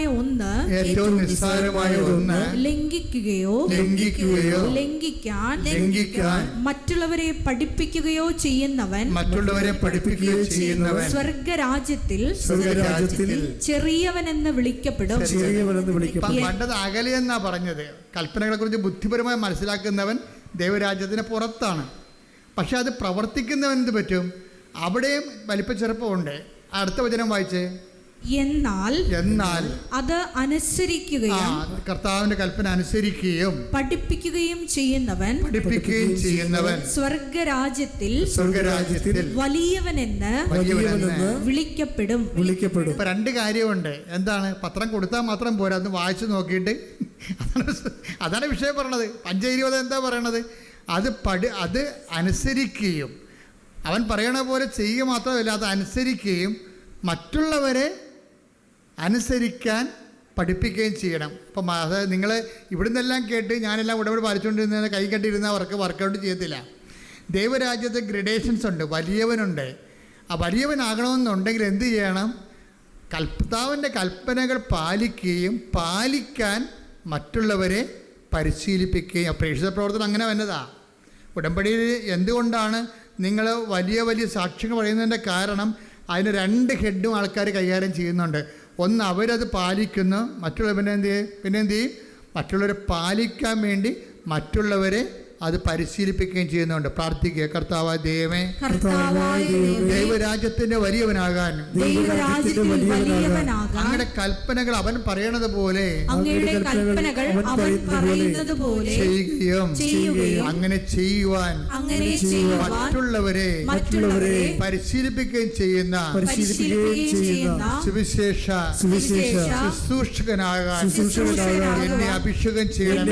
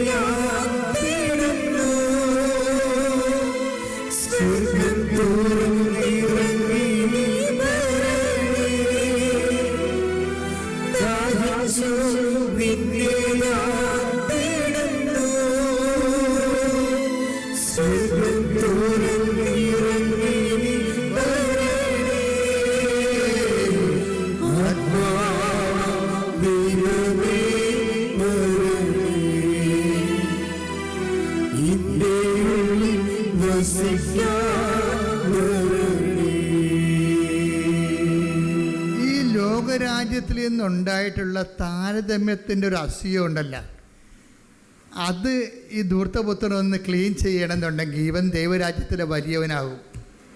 ധൂർത്തപുത്രൻ മൂത്തമകൻ്റെ പ്രശ്നം അതാണ്. ഈ ലോകരാജ്യത്തിൻ്റെ ഒരു മുഴക്കോല് വെച്ചിട്ടുണ്ടാണ് ഈ ഇളയവൻ തിരിച്ചു വന്നപ്പോൾ അപ്പൻ അവന് വേണ്ടി കൊടുത്ത കാളക്കുട്ടിയെ കൊന്നപ്പോൾ ഇവന് സങ്കടം വന്നത്. അത് ലോകരാജ്യം, അവൻ പഠിച്ചു വെച്ച ലോകരാജ്യത്തിൻ്റെ രീതിയാണ്. പക്ഷെ അപ്പൻ പുറത്തേക്ക് വന്നിട്ട് അവനോട് സാഷ്ടാംഗം പറയുന്നുണ്ട്. അപ്പൻ പുറത്തേക്ക് വരുന്നുണ്ടേ. മൂത്തമകൻ മോശക്കാരനായിരുന്നെങ്കിൽ അപ്പൻ പുറത്ത് വരത്തില്ല. അവൻ പുറത്ത് വന്നിട്ട് അവനെ സാന്ത്വനപ്പെടുത്താൻ നോക്കിയെന്നാണ് പറയണത്. അച്ഛൻ്റെ കാര്യം എന്താണ്? അവൻ ഭയങ്കര വിലപ്പെട്ടവനാണ്. അവൻ കെറിച്ച് പോകാനോ വേദനിക്കാനോ അപ്പൻ ഇഷ്ടപ്പെടുന്നില്ല. മൂത്തമകനെ കാര്യം അവൻ സ്വകരാജ്യത്തിലെ വലിയവനാകണമെങ്കിൽ ഇവനെപ്പോലല്ല. അവൻ ഈ തിരിച്ചു വന്നവൻ കാറിക്കൂവി കർണ തോന്നണമെന്നൊക്കെ പറഞ്ഞ് തൊണ്ട പൊട്ടിച്ച് വന്നിട്ടുള്ള ഈ കക്ഷിയില്ലേ, അയാൾ സ്വർഗരാജ്യത്തിൽ ചെറിയ ആളാണ്, മറ്റവൻ വലിയവനാണ്. എന്താ കാര്യം? അവൻ പറയുന്നുണ്ട്, ഇത്ര കാലം നിൻ്റെ ഒരു കൽപ്പന പോലും ഞാൻ ലംഘിച്ചിട്ടില്ല, ഒരു കുഞ്ഞാടിനെ പോലും. ശ്രദ്ധിക്കട്ടെ. ഹല്ലേലൂയ.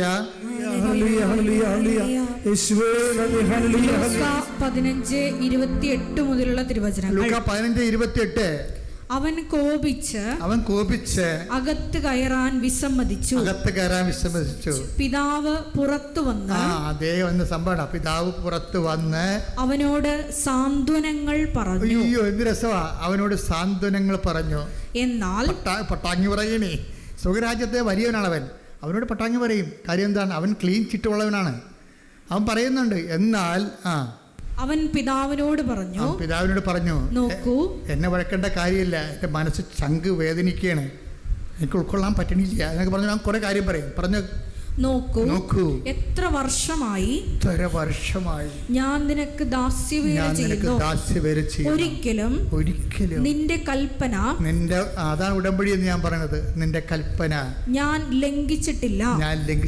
എങ്കിലും എന്റെ കൂട്ടുകാരോടൊത്ത് ആഹ്ലാദിക്കാൻ ഒരു ആട്ടിൻകുട്ടിയെ പോലും നീ എനിക്ക് തന്നില്ല. എന്നാൽ വേശ്യകളോട് കൂട്ടുചേർന്ന് നിന്റെ സ്വത്തെല്ലാം ധൂർത്തടിച്ച നിന്റെ ഈ മകൻ തിരിച്ചു വന്നപ്പോൾ അവന് വേണ്ടി നീ കൊഴുത്ത കാളയെ കൊന്നിരിക്കുന്നു. നിങ്ങളും പറയും, ഞാൻ ഉടമ്പടി എല്ലാം ചെയ്തില്ലേ, എത്ര തിരികൾ ഞാൻ കത്തിച്ചു അല്ലേ, എന്നിട്ട് ഉടമ്പടിയൊന്നുമില്ല ജീവിക്കുന്ന ആൾക്കാരെ നീ അനുഗ്രഹിച്ചില്ലേ, ഞാനെന്നും ബിഷപ്പിൽ ജീവിക്കണില്ല എന്ന് പറയുമ്പോൾ അപ്പന് പറയാൻ വാക്കുണ്ട്. പിന്നെ അപ്പൻ എപ്പോഴൊക്കെയാണ് വിളിക്കണമെന്ന്, അപ്പം മറ്റവനെ വിളിക്കാഞ്ഞൊരു വാക്ക് ഇവനെ വിളിക്കും. എന്താണ് വായിച്ചേ? അപ്പോൾ പിതാവ് പറഞ്ഞു, അപ്പോൾ പിതാവ് പറഞ്ഞു, മകനെ മകനെ, നീ എപ്പോഴും എന്നോട് കൂടെ ഉണ്ടല്ലോ. That is the presence. He's feeling the presence. അതായത് ഇവൻ്റെ അപ്പൻ തൻ്റെ പ്രസൻസ്, ഇത് ദൈവം വാഗ്ദാനത്തിൽ ഉള്ളതാണ്. ഞാൻ നിങ്ങളുടെ കൂടെ ഉണ്ടാകുമെന്ന്. മനസ്സിലായില്ലേ? വാഗ്ദാനത്തിലുള്ളതല്ലേ? ഇപ്പോൾ ജോഷുവ 1:9 പുറപ്പാട് 33:14 ഉണ്ട്. I will come with you wherever you go. അത് വാഗ്ദാനത്തിലുള്ളതാണ്. നിൻ്റെ കൂടെ ഞാനുണ്ടാകുമെന്ന്. പക്ഷെ വാഗ്ദാനമില്ലാത്ത, ഗ്യാരണ്ടി ഇല്ലാത്തൊരു കാര്യം എന്താണ്? നീ എൻ്റെ കൂടെ ഉണ്ടോ എന്നുള്ളതാണ് പ്രശ്നം. അതങ്ങനെ ആർക്കും ഗ്യാരണ്ടി ചെയ്തിട്ടില്ല. ആദ്യം ജോമോളൊക്കെ അവിടെ ഇരുന്ന് പറഞ്ഞ പോലെ മാതാവിനും ഗ്യാരണ്ടി ചെയ്ത്, അത് മാലാഖ് ഗ്യാരണ്ടി ചെയ്ത ഗ്യാരണ്ടിയാണ്. ഈശോൻ്റെ വായിൽ നിന്ന് നേരിട്ട് പറയണത് എന്താണ്? എൻ്റെ മകനെ, നീ എപ്പോഴും, ഞാൻ നിൻ്റെ കൂടെ ഉണ്ടെന്നല്ല പറയണത്, എൻ്റെ മകനെ നീ ഉടമ്പടി പാലിച്ച് എൻ്റെ കൂടെ ഒരു പരാതിയുമില്ല ഇത്രയും നാൾ ജീവിച്ചപ്പോൾ എന്താണ് സംഭവിച്ചതെന്നറിയാവോ? എല്ലാം കൊടുക്കുന്ന എൻ്റെ കൂടെയാണ് നീ ഉണ്ടായിരുന്നതെന്ന്. അല്ല, ഞാൻ നിൻ്റെ കൂടെ ഉണ്ടായതിനൊക്കെ വലുതാണ്. ഇതാണ് പ്രസൻസ്. നമ്മൾ ഉടമ്പടി നമ്മളെ ദൈവത്തിൻ്റെ കൂടെയാക്കും. കൈയടിച്ച് ശ്രദ്ധിക്കട്ടെ. ഹല്ലേലൂയ.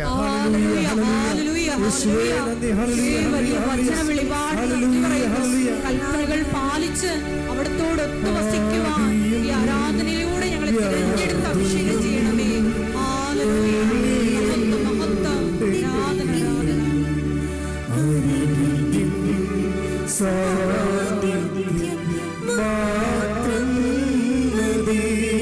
പാടുക.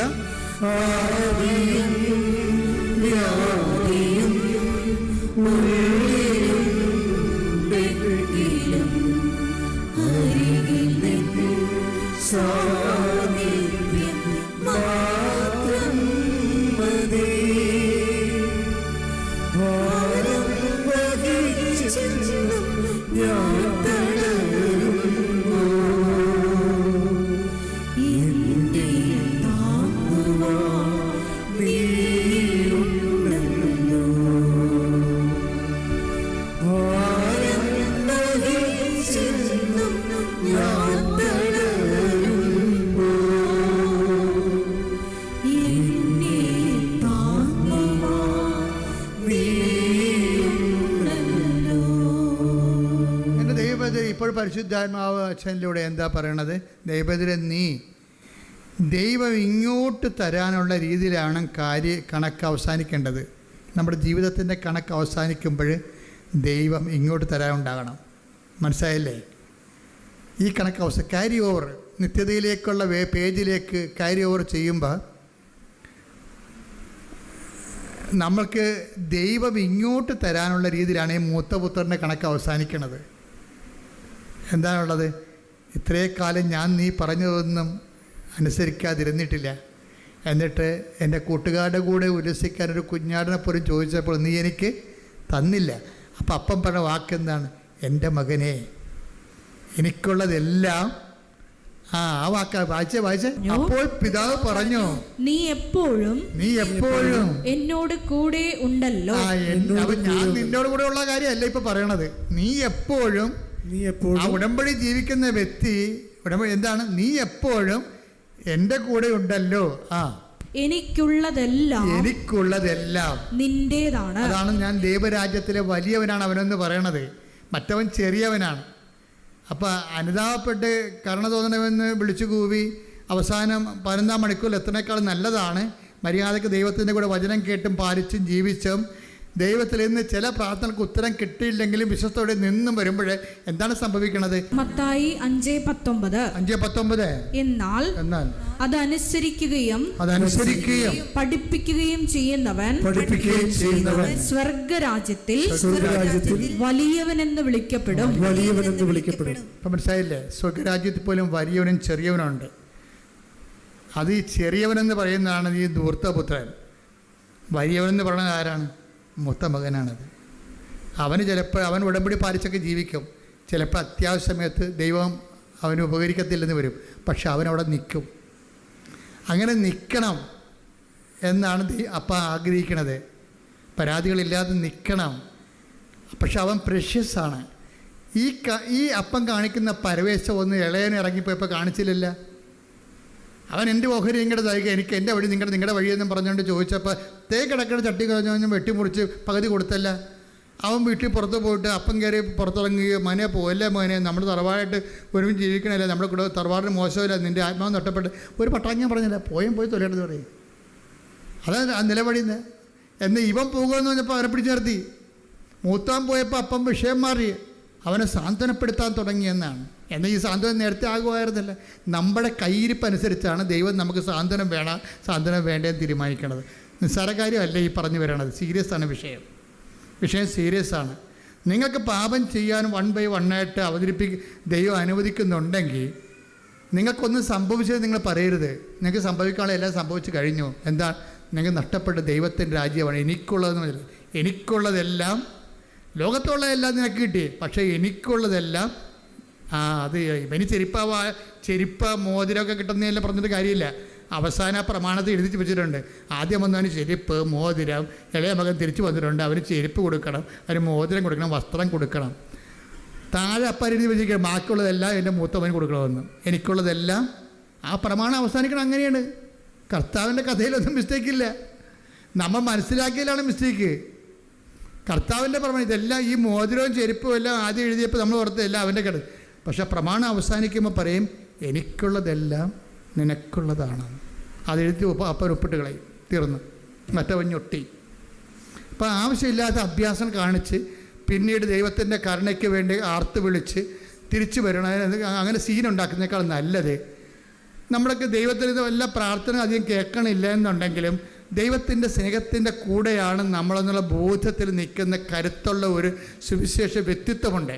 അതാണ് ഉടമ്പടി അവസ്ഥാനം ലക്ഷ്യം വെക്കുന്നത്. കൈയടിച്ച് ശ്രദ്ധിക്കട്ടെ. ഹല്ലേലൂയ.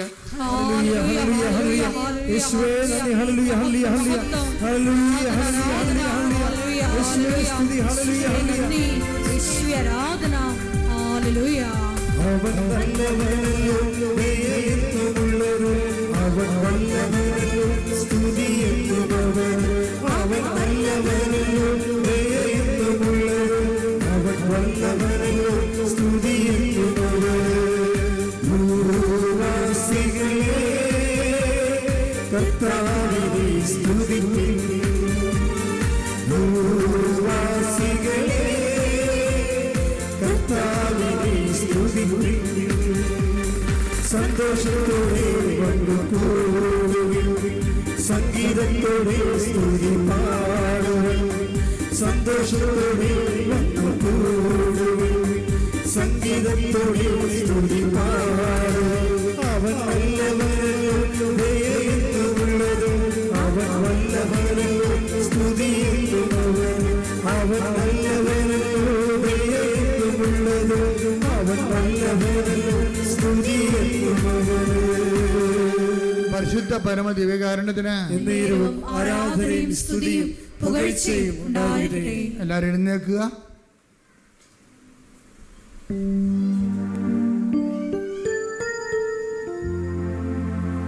നമുക്ക് രോഗസൗഖ്യ പ്രാർത്ഥനയ്ക്ക് പ്രവേശിക്കാം. പരിശുദ്ധ പരമ ദിവ്യകാരുണ്യത്തിന് ആരാധനയും സ്തുതിയും പുകഴ്ചയും ഉണ്ടാകട്ടെ. പരിശുദ്ധ പരമ ദിവ്യകാരുണ്യത്തിന് ആരാധനയും സ്തുതിയും പുകഴ്ചയും ഉണ്ടാകട്ടെ. പരിശുദ്ധ പരമ ദിവ്യകാരുണ്യത്തിന് ആരാധനയും സ്തുതിയും പുകഴ്ചയും ഉണ്ടാകട്ടെ. അച്ഛൻ പ്രാർത്ഥിച്ചുകൊണ്ടിരിക്കുമ്പോൾ ഈശോ നിങ്ങളെ അനുഗ്രഹിക്കുന്ന സമയമാണ്.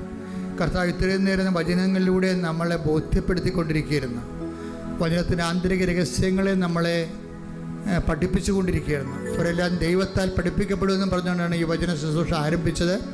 അത് അവസാനിക്കണം ദൈവത്താൽ നമ്മളെ പഠിപ്പിക്കപ്പെട്ടതിന് ശേഷം. ഇപ്പോൾ കർത്താവിൻ്റെ അനുഗ്രഹത്തിലേക്ക് പ്രവേശിക്കുന്ന സമയമാണ്. നിങ്ങളുടെ രോഗങ്ങൾ, ഭാരങ്ങൾ, ജീവിത ദുരിതങ്ങളുടെ മേലെല്ലാം ദൈവിക സമാശ്വാസവും ശക്തിയും ലഭിക്കുന്ന സമയമാണ്.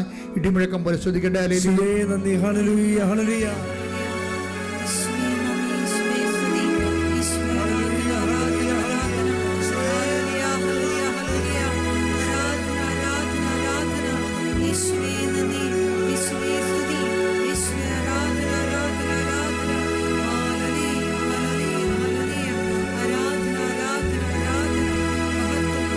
കർത്താവ് നിന്റെ ഉന്നതമായ നാമത്തിന് സ്വസ്ഥ ചെയ്യുന്നു. കർത്താവേ, നിന്റെ വിശുദ്ധ പൗരോഹിത്യത്തെ മഹത്വപ്പെടുത്തണം. കർത്താവേ, സഭയിലുള്ള സാന്നിധ്യം പ്രകടമാക്കണം. 39 വർഷം ഞാൻ അർപ്പിച്ച കുർബാനയുടെ യോഗ്യതയാൽ കൃപാസനം അൾത്താറ് ജീവനോടെ പ്രത്യക്ഷപ്പെട്ട പരിശുദ്ധ അമ്മയുടെ മാധ്യസ്ഥതയിലെ ഈ അൾത്താറയിൽ നടന്ന ആയിരക്കണക്കിന് ആരാധന ശക്തിയാൽ മാറിയ രോഗങ്ങളെ, തീരാവ്യാധികൾ, ജീവിത ദുരിതങ്ങൾ യേശുവിന്റെ നാമത്തിൽ മാറിപ്പോകട്ടെ. ശ്രുതികട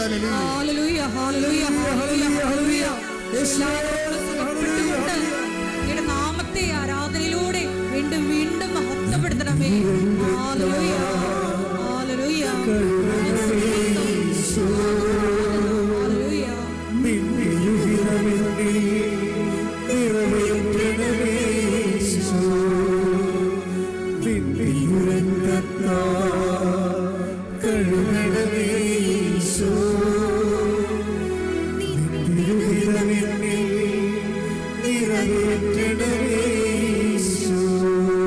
പരിശുദ്ധ പരമദിവ്യകാരുണ്യത്തിന് ആരാധനയും സ്തുതിയും പുകഴ്ചയും ഉണ്ടായിരിക്കട്ടെ. മക്കൾ സ്തുതിച്ചുകൊണ്ടിരിക്കട്ടെ. അച്ഛൻ പ്രാർത്ഥിച്ചുകൊണ്ടിരിക്കുന്നു. കർത്താവേ, അന്ധന് കാഴ്ച നൽകിയവനെ, കർത്താവെ ചെകിടിന് കേട് നൽകിയവനെ, കർത്താവെ ഊമന് സംഭാഷണത്തിൽ നൽകിയവനെ, കർത്താവെ മഹോരോഗ്യ സുഖപ്പെടുത്തവനെ, കർത്താവെ തലവാരോഗ്യ സുഖപ്പെടുത്തവനെ, കർത്താവെ മരിച്ചവനെ ഉയർപ്പിച്ചവനെ, നിന്റെ തിരുമറുപാടുന്ന വലതുകരം, ആണിപ്രധാന അത്ഭുതകരം ഓരോ മകന്റെ മേലും മകളുടെ മേലും വെക്കണമേ. അടിപ്പിണർ പോലെ വൈദാക്കാലം പോലെ വൈദാക്കാലം ദൈവികമായ ശക്തി, യേശു ക്രിസ്തുവിന്റെ ശക്തി, ഉയർത്തെഴുന്നേറ്റ ശക്തി ഉച്ചമുതൽ ഉള്ളംകാലം വരെ പ്രസരിക്കട്ടെ. യേശുവിന്റെ ഉന്നതമായ നാമത്തിൽ മാർഗ രോഗങ്ങൾ, തീരാവേദികൾ, അസ്ഥിരോഗങ്ങൾ, അസ്ഥിയുരുക്കങ്ങൾ യേശുവിന്റെ നാമത്തിൽ മാറിപ്പോകട്ടെ.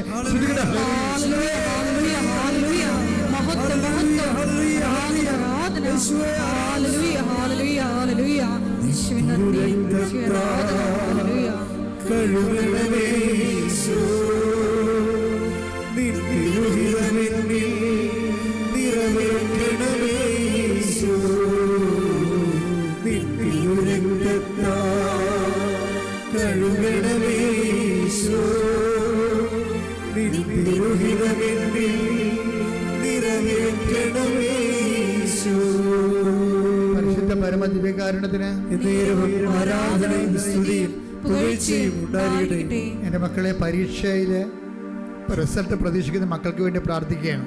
മക്കൾക്ക് വേണ്ടി മാത്രമല്ല, അവരുടെ ആശങ്കാകുലമായ മാതാപിതാക്കന്മാർക്ക് വേണ്ടിയും ആൾക്കാരെ പ്രാർത്ഥിക്കുന്നു. കാര്യം കുഞ്ഞുങ്ങളെ തോക്കുകയും അവർക്ക് മാർക്ക് കുറഞ്ഞു പോയാൽ തീർച്ചയായിട്ടും മാതാപിതാക്കന്മാരുടെ ചങ്ക് തകരും. അതുകൊണ്ട് അച്ഛൻ ഈ ദിവസങ്ങളെല്ലാം നിങ്ങൾക്ക് വേണ്ടി പ്രാർത്ഥിച്ചിട്ടുണ്ട്. മക്കൾക്ക് വേണ്ടി പ്രാർത്ഥിച്ചിട്ടുണ്ട്. റിസൾട്ട് പ്രതീക്ഷിക്കുന്ന മക്കളെ കർത്താവ് അങ്ങനെ തിരുസന്നിധി വീണ്ടും സമർപ്പിക്കുന്ന കർത്താവ് ഹൈസ്കൂൾ മുതൽ കോളേജ് മുതൽ മെറിറ്റ് പരീക്ഷകൾ, യോഗ്യതാ പരീക്ഷകൾ, കോമ്പറ്റേറ്റീവ് എക്സാമിൻസ്, മത്സര പരീക്ഷകൾ എല്ലാം റിസൾട്ട് പ്രതീക്ഷിക്കുന്നവർക്ക് കർത്താവ് ഞെട്ടിപ്പിക്കുന്ന നല്ല റിസൾട്ട് കിട്ടാൻ വേണ്ടി അങ്ങനെ തിരുസന്നിധി സമർപ്പിക്കുന്ന കർത്താവ് അവരുടെ പരാധീനം പോരായ്മ പരിഹരിച്ചുകൊണ്ട് യേശു ക്രിസ്തുവിൻ്റെ ഉന്നതമായ നാമത്തിൽ അവർ ആഴമായി വിശ്വസിച്ചുകൊണ്ട് സുവിശേഷത്തിൻ്റെ ഒരു ജീവിതം, വിശ്വാസത്തിൻ്റെ സാക്ഷ്യ ജീവിതം തുടരാൻ വേണ്ടി അവരുടെ ഉദ്യമങ്ങളെ നീ കർത്താവ് നീ ശക്തിപ്പെടുത്തണമെന്ന് പ്രാർത്ഥിക്കുന്നു. എൻ്റെ കർത്താവിൻ്റെ ഉന്നതമായ നാമത്തിൽ സഭയുടെ അധികാരത്തിൽ കുറിച്ചടയാള ദൈവശക്തിയാൽ വിജയത്തിൻ്റെ ദൈവം കർത്താവെ നിങ്ങളെ ശക്തിപ്പെടുത്തുകയും നിങ്ങൾ അനുഗ്രഹിക്കുകയും നിങ്ങൾക്ക് നല്ല റിസൾട്ട് ലഭിക്കുകയും ചെയ്യട്ടെ. ശ്രദ്ധിക്കട്ടെ. ഹല്ലേലൂയ, ഹല്ലേലൂയ, ഹല്ലേലൂയ, ഹല്ലേലൂയ.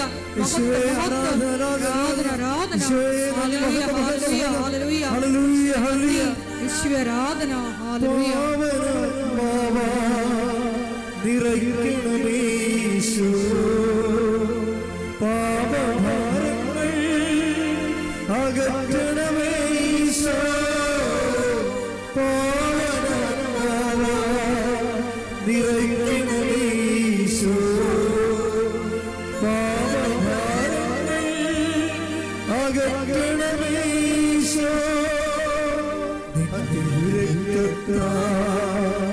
കഴുകണമേശു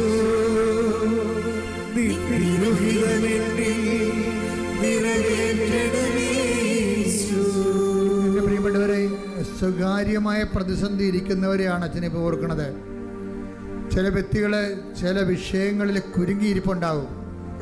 അവർക്ക് സഹിക്കാനാവാത്ത ചങ്കിനുവേദന അനുഭവിക്കുന്നവരുണ്ടാകും. അവരെ ഞാൻ ഇപ്പോഴേക്ക് അൾത്താറയിൽ സമർപ്പിക്കുന്നു. ഇപ്പോഴും അച്ഛൻ ഞങ്ങളുടെ വിഷമ സ്വകാര്യ ദുഃഖങ്ങൾ പറയണം എന്നാഗ്രഹിക്കുന്നവർക്ക് കർത്താവിൻ്റെ അരുളപ്പാടാണിത്. കർത്താവ് നിങ്ങളെ ആശ്വസിപ്പിക്കുന്ന നിങ്ങളുമായി ബന്ധപ്പെട്ട വിഷയങ്ങൾ, നിങ്ങൾക്ക് ദുഃഖവും ഭാരവും ഉണ്ടാക്കുന്ന ജനങ്ങളുടെ സംസാരങ്ങൾ, അതുപോലെ തന്നെ മറ്റ് കേസുകൾ, വഴക്കുകൾ, നിങ്ങൾക്കെതിരെ പതിയിരിക്കുന്നവർ, നിങ്ങളുടെ പ്രാണനെ തോൽപ്പിക്കാൻ നോക്കുന്നവർ, നിങ്ങളുടെ ജീവിതത്തിൻ്റെ തകർച്ച ആഗ്രഹിക്കുന്നവർ, നിങ്ങളെ പുറത്താക്കാൻ ഉദ്ദേശിക്കുന്നവർ, നിങ്ങളുടെ ജോലി നഷ്ടപ്പെടുത്താൻ ഉദ്ദേശിക്കുന്നവർ, നിങ്ങളുടെ ഭാഗധേയങ്ങളും ഓഹരികളും നശിപ്പിക്കാൻ ഉദ്ദേശിക്കുന്നവർ, നിങ്ങൾക്കെതിരെ ഗ്രൂപ്പ് കൂടുന്നവർ, യേശു ക്രിസ്തുവിൻ്റെ ഉന്നതമായ നാമത്തിൽ കൃപാസമർത്താരെ ജീവനുടെ പ്രത്യക്ഷപ്പെട്ട പരിശുദ്ധ അമ്മയുടെ ശക്തിയാൽ, യേശുവിൻ്റെ ഉന്നതമായ നാമത്തിൽ അമ്മയുടെ മധ്യസ്ഥത്തിൽ നിങ്ങൾക്കെതിരെയുള്ള നാരകീയ ശക്തികൾ യേശുവിന്റെ നാമത്തിൽ നിഗനിക്കപ്പെടട്ടെ. ശ്രുതികട്ടെ. ഹല്ലേലൂയ, ഹല്ലേലൂയ, ഹല്ലേലൂയ, ഹല്ലേലൂയ, ഹല്ലേലൂയ. ദുരിതങ്ങളെയും തടസ്സങ്ങളെയും ആരാധനയിലൂടെ എടുത്തു മാറ്റണമേ എന്ന് പ്രാർത്ഥിക്കുന്നു. പ്രത്യക്ഷീകരണത്തിന്റെ സാക്ഷികളാക്കി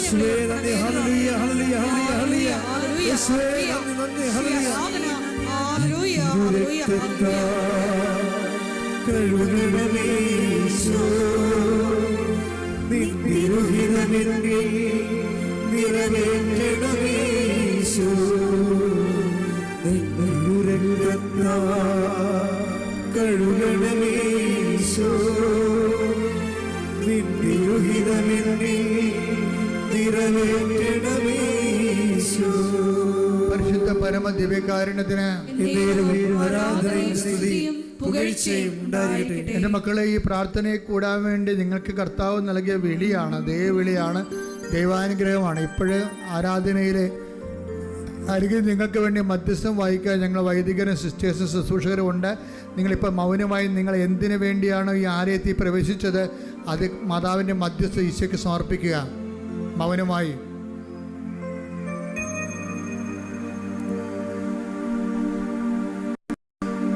വീണ്ടും ശ്രുതിക്കട്ടെ, ശ്രുതിക്കട്ടെ. ഹല്ലേലൂയ, ഹല്ലേലൂയ, ഹല്ലേലൂയ, ഹല്ലേലൂയ.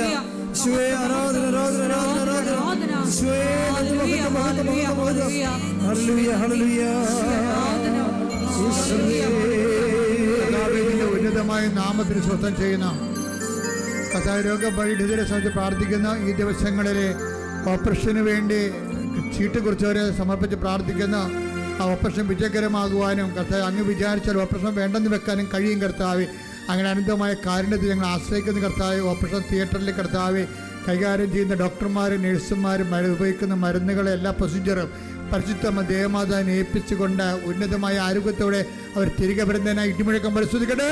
ഹല്ലേലൂയ, ഹല്ലേലൂയ. യേശുവേ നന്ദി, ഹല്ലേലൂയ, ഹല്ലേലൂയ. യേശുവേ ആരാധന, ഹല്ലേലൂയ. യേശുവേ നന്ദി, യേശുവേ ആരാധന.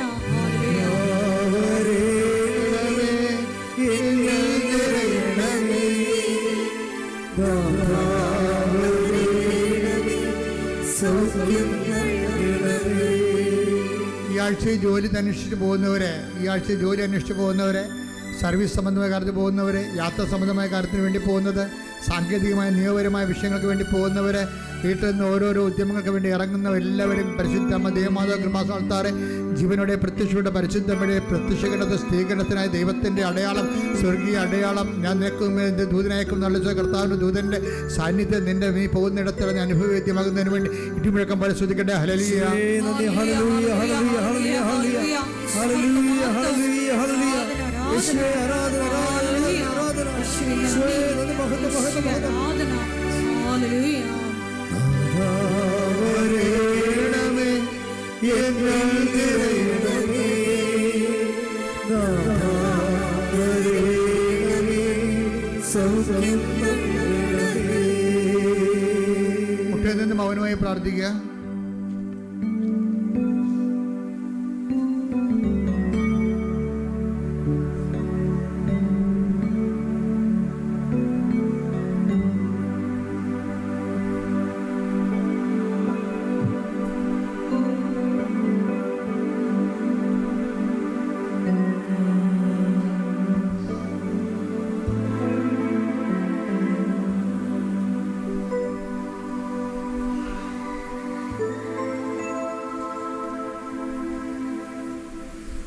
സമാപന ആശീർവാദം സ്വീകരിക്കുക. ഒരിക്കൽ കൂടി മരിയൻ ഉടമ്പടിയിൽ സമർപ്പിച്ചിരിക്കുന്ന എല്ലാ വിഷയങ്ങളും ദൈവമാതാവിൻ്റെ മധ്യസ്ഥയിൽ ദിവ്യകാരുണ്യ സന്നിധിയിൽ സമർപ്പിച്ച് നമുക്ക് ഒരു നിമിഷം മൗനമായിട്ട് പ്രാർത്ഥിക്കാം. ഇന്ന് ആരാധനയിൽ തുടക്കത്തിൽ ഈശോ സംസാരിച്ചതുപോലെ അവരെല്ലാവരും ദൈവത്താൽ പഠിപ്പിക്കപ്പെട്ടവരാകും. ഈശോയെ, മരിയൻ ഉടമ്പടിയിൽ നിന്നുകൊണ്ട് നിന്റെ വചനങ്ങൾ ശ്രവിച്ച് അത് പാലിച്ച് നടപ്പിൽ വരുത്തി നീ ഞങ്ങളോടൊത്ത് വസിക്കുവാനുള്ള നിന്റെ സാന്നിധ്യം എന്നും ഞങ്ങൾക്ക് അനുഭവവേദ്യമാകുവാനുള്ള വലിയ കൃപ നൽകണമേ എന്ന് പ്രാർത്ഥിക്കുന്നു. ഈശോയെ, നിന്റെ വചനങ്ങൾ മറ്റുള്ളവരെ പഠിപ്പിക്കുവാൻ ഉടമ്പടി പ്രേക്ഷിത പ്രവർത്തനങ്ങളിലൂടെ ഞങ്ങളെ തിരഞ്ഞെടുത്ത് അഭിഷേകം ചെയ്യണമേ എന്ന് പ്രാർത്ഥിക്കുന്നു. അതുവഴി ഞങ്ങളും സ്വർഗരാജ്യത്തിൽ വലിയവരാകുവാൻ ഈശോയെ ഞങ്ങളെ അഭിഷേകം ചെയ്യണമേ എന്ന് പ്രാർത്ഥിച്ചുകൊണ്ട് ദൈവസ്നേഹത്തോടെ ശിരസ് നമിച്ച് നമുക്ക് ദിവ്യകാരുണ്യനാഥന്റെ ആശീർവാദം സ്വീകരിക്കാം.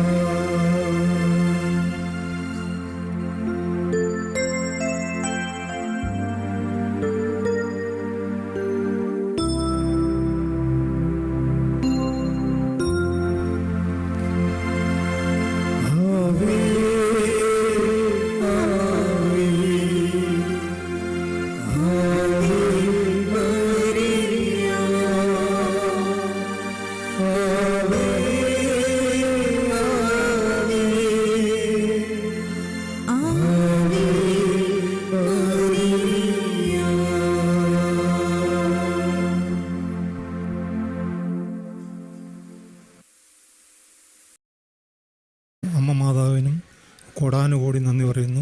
എൻ്റെ പേര് ജോസഫ്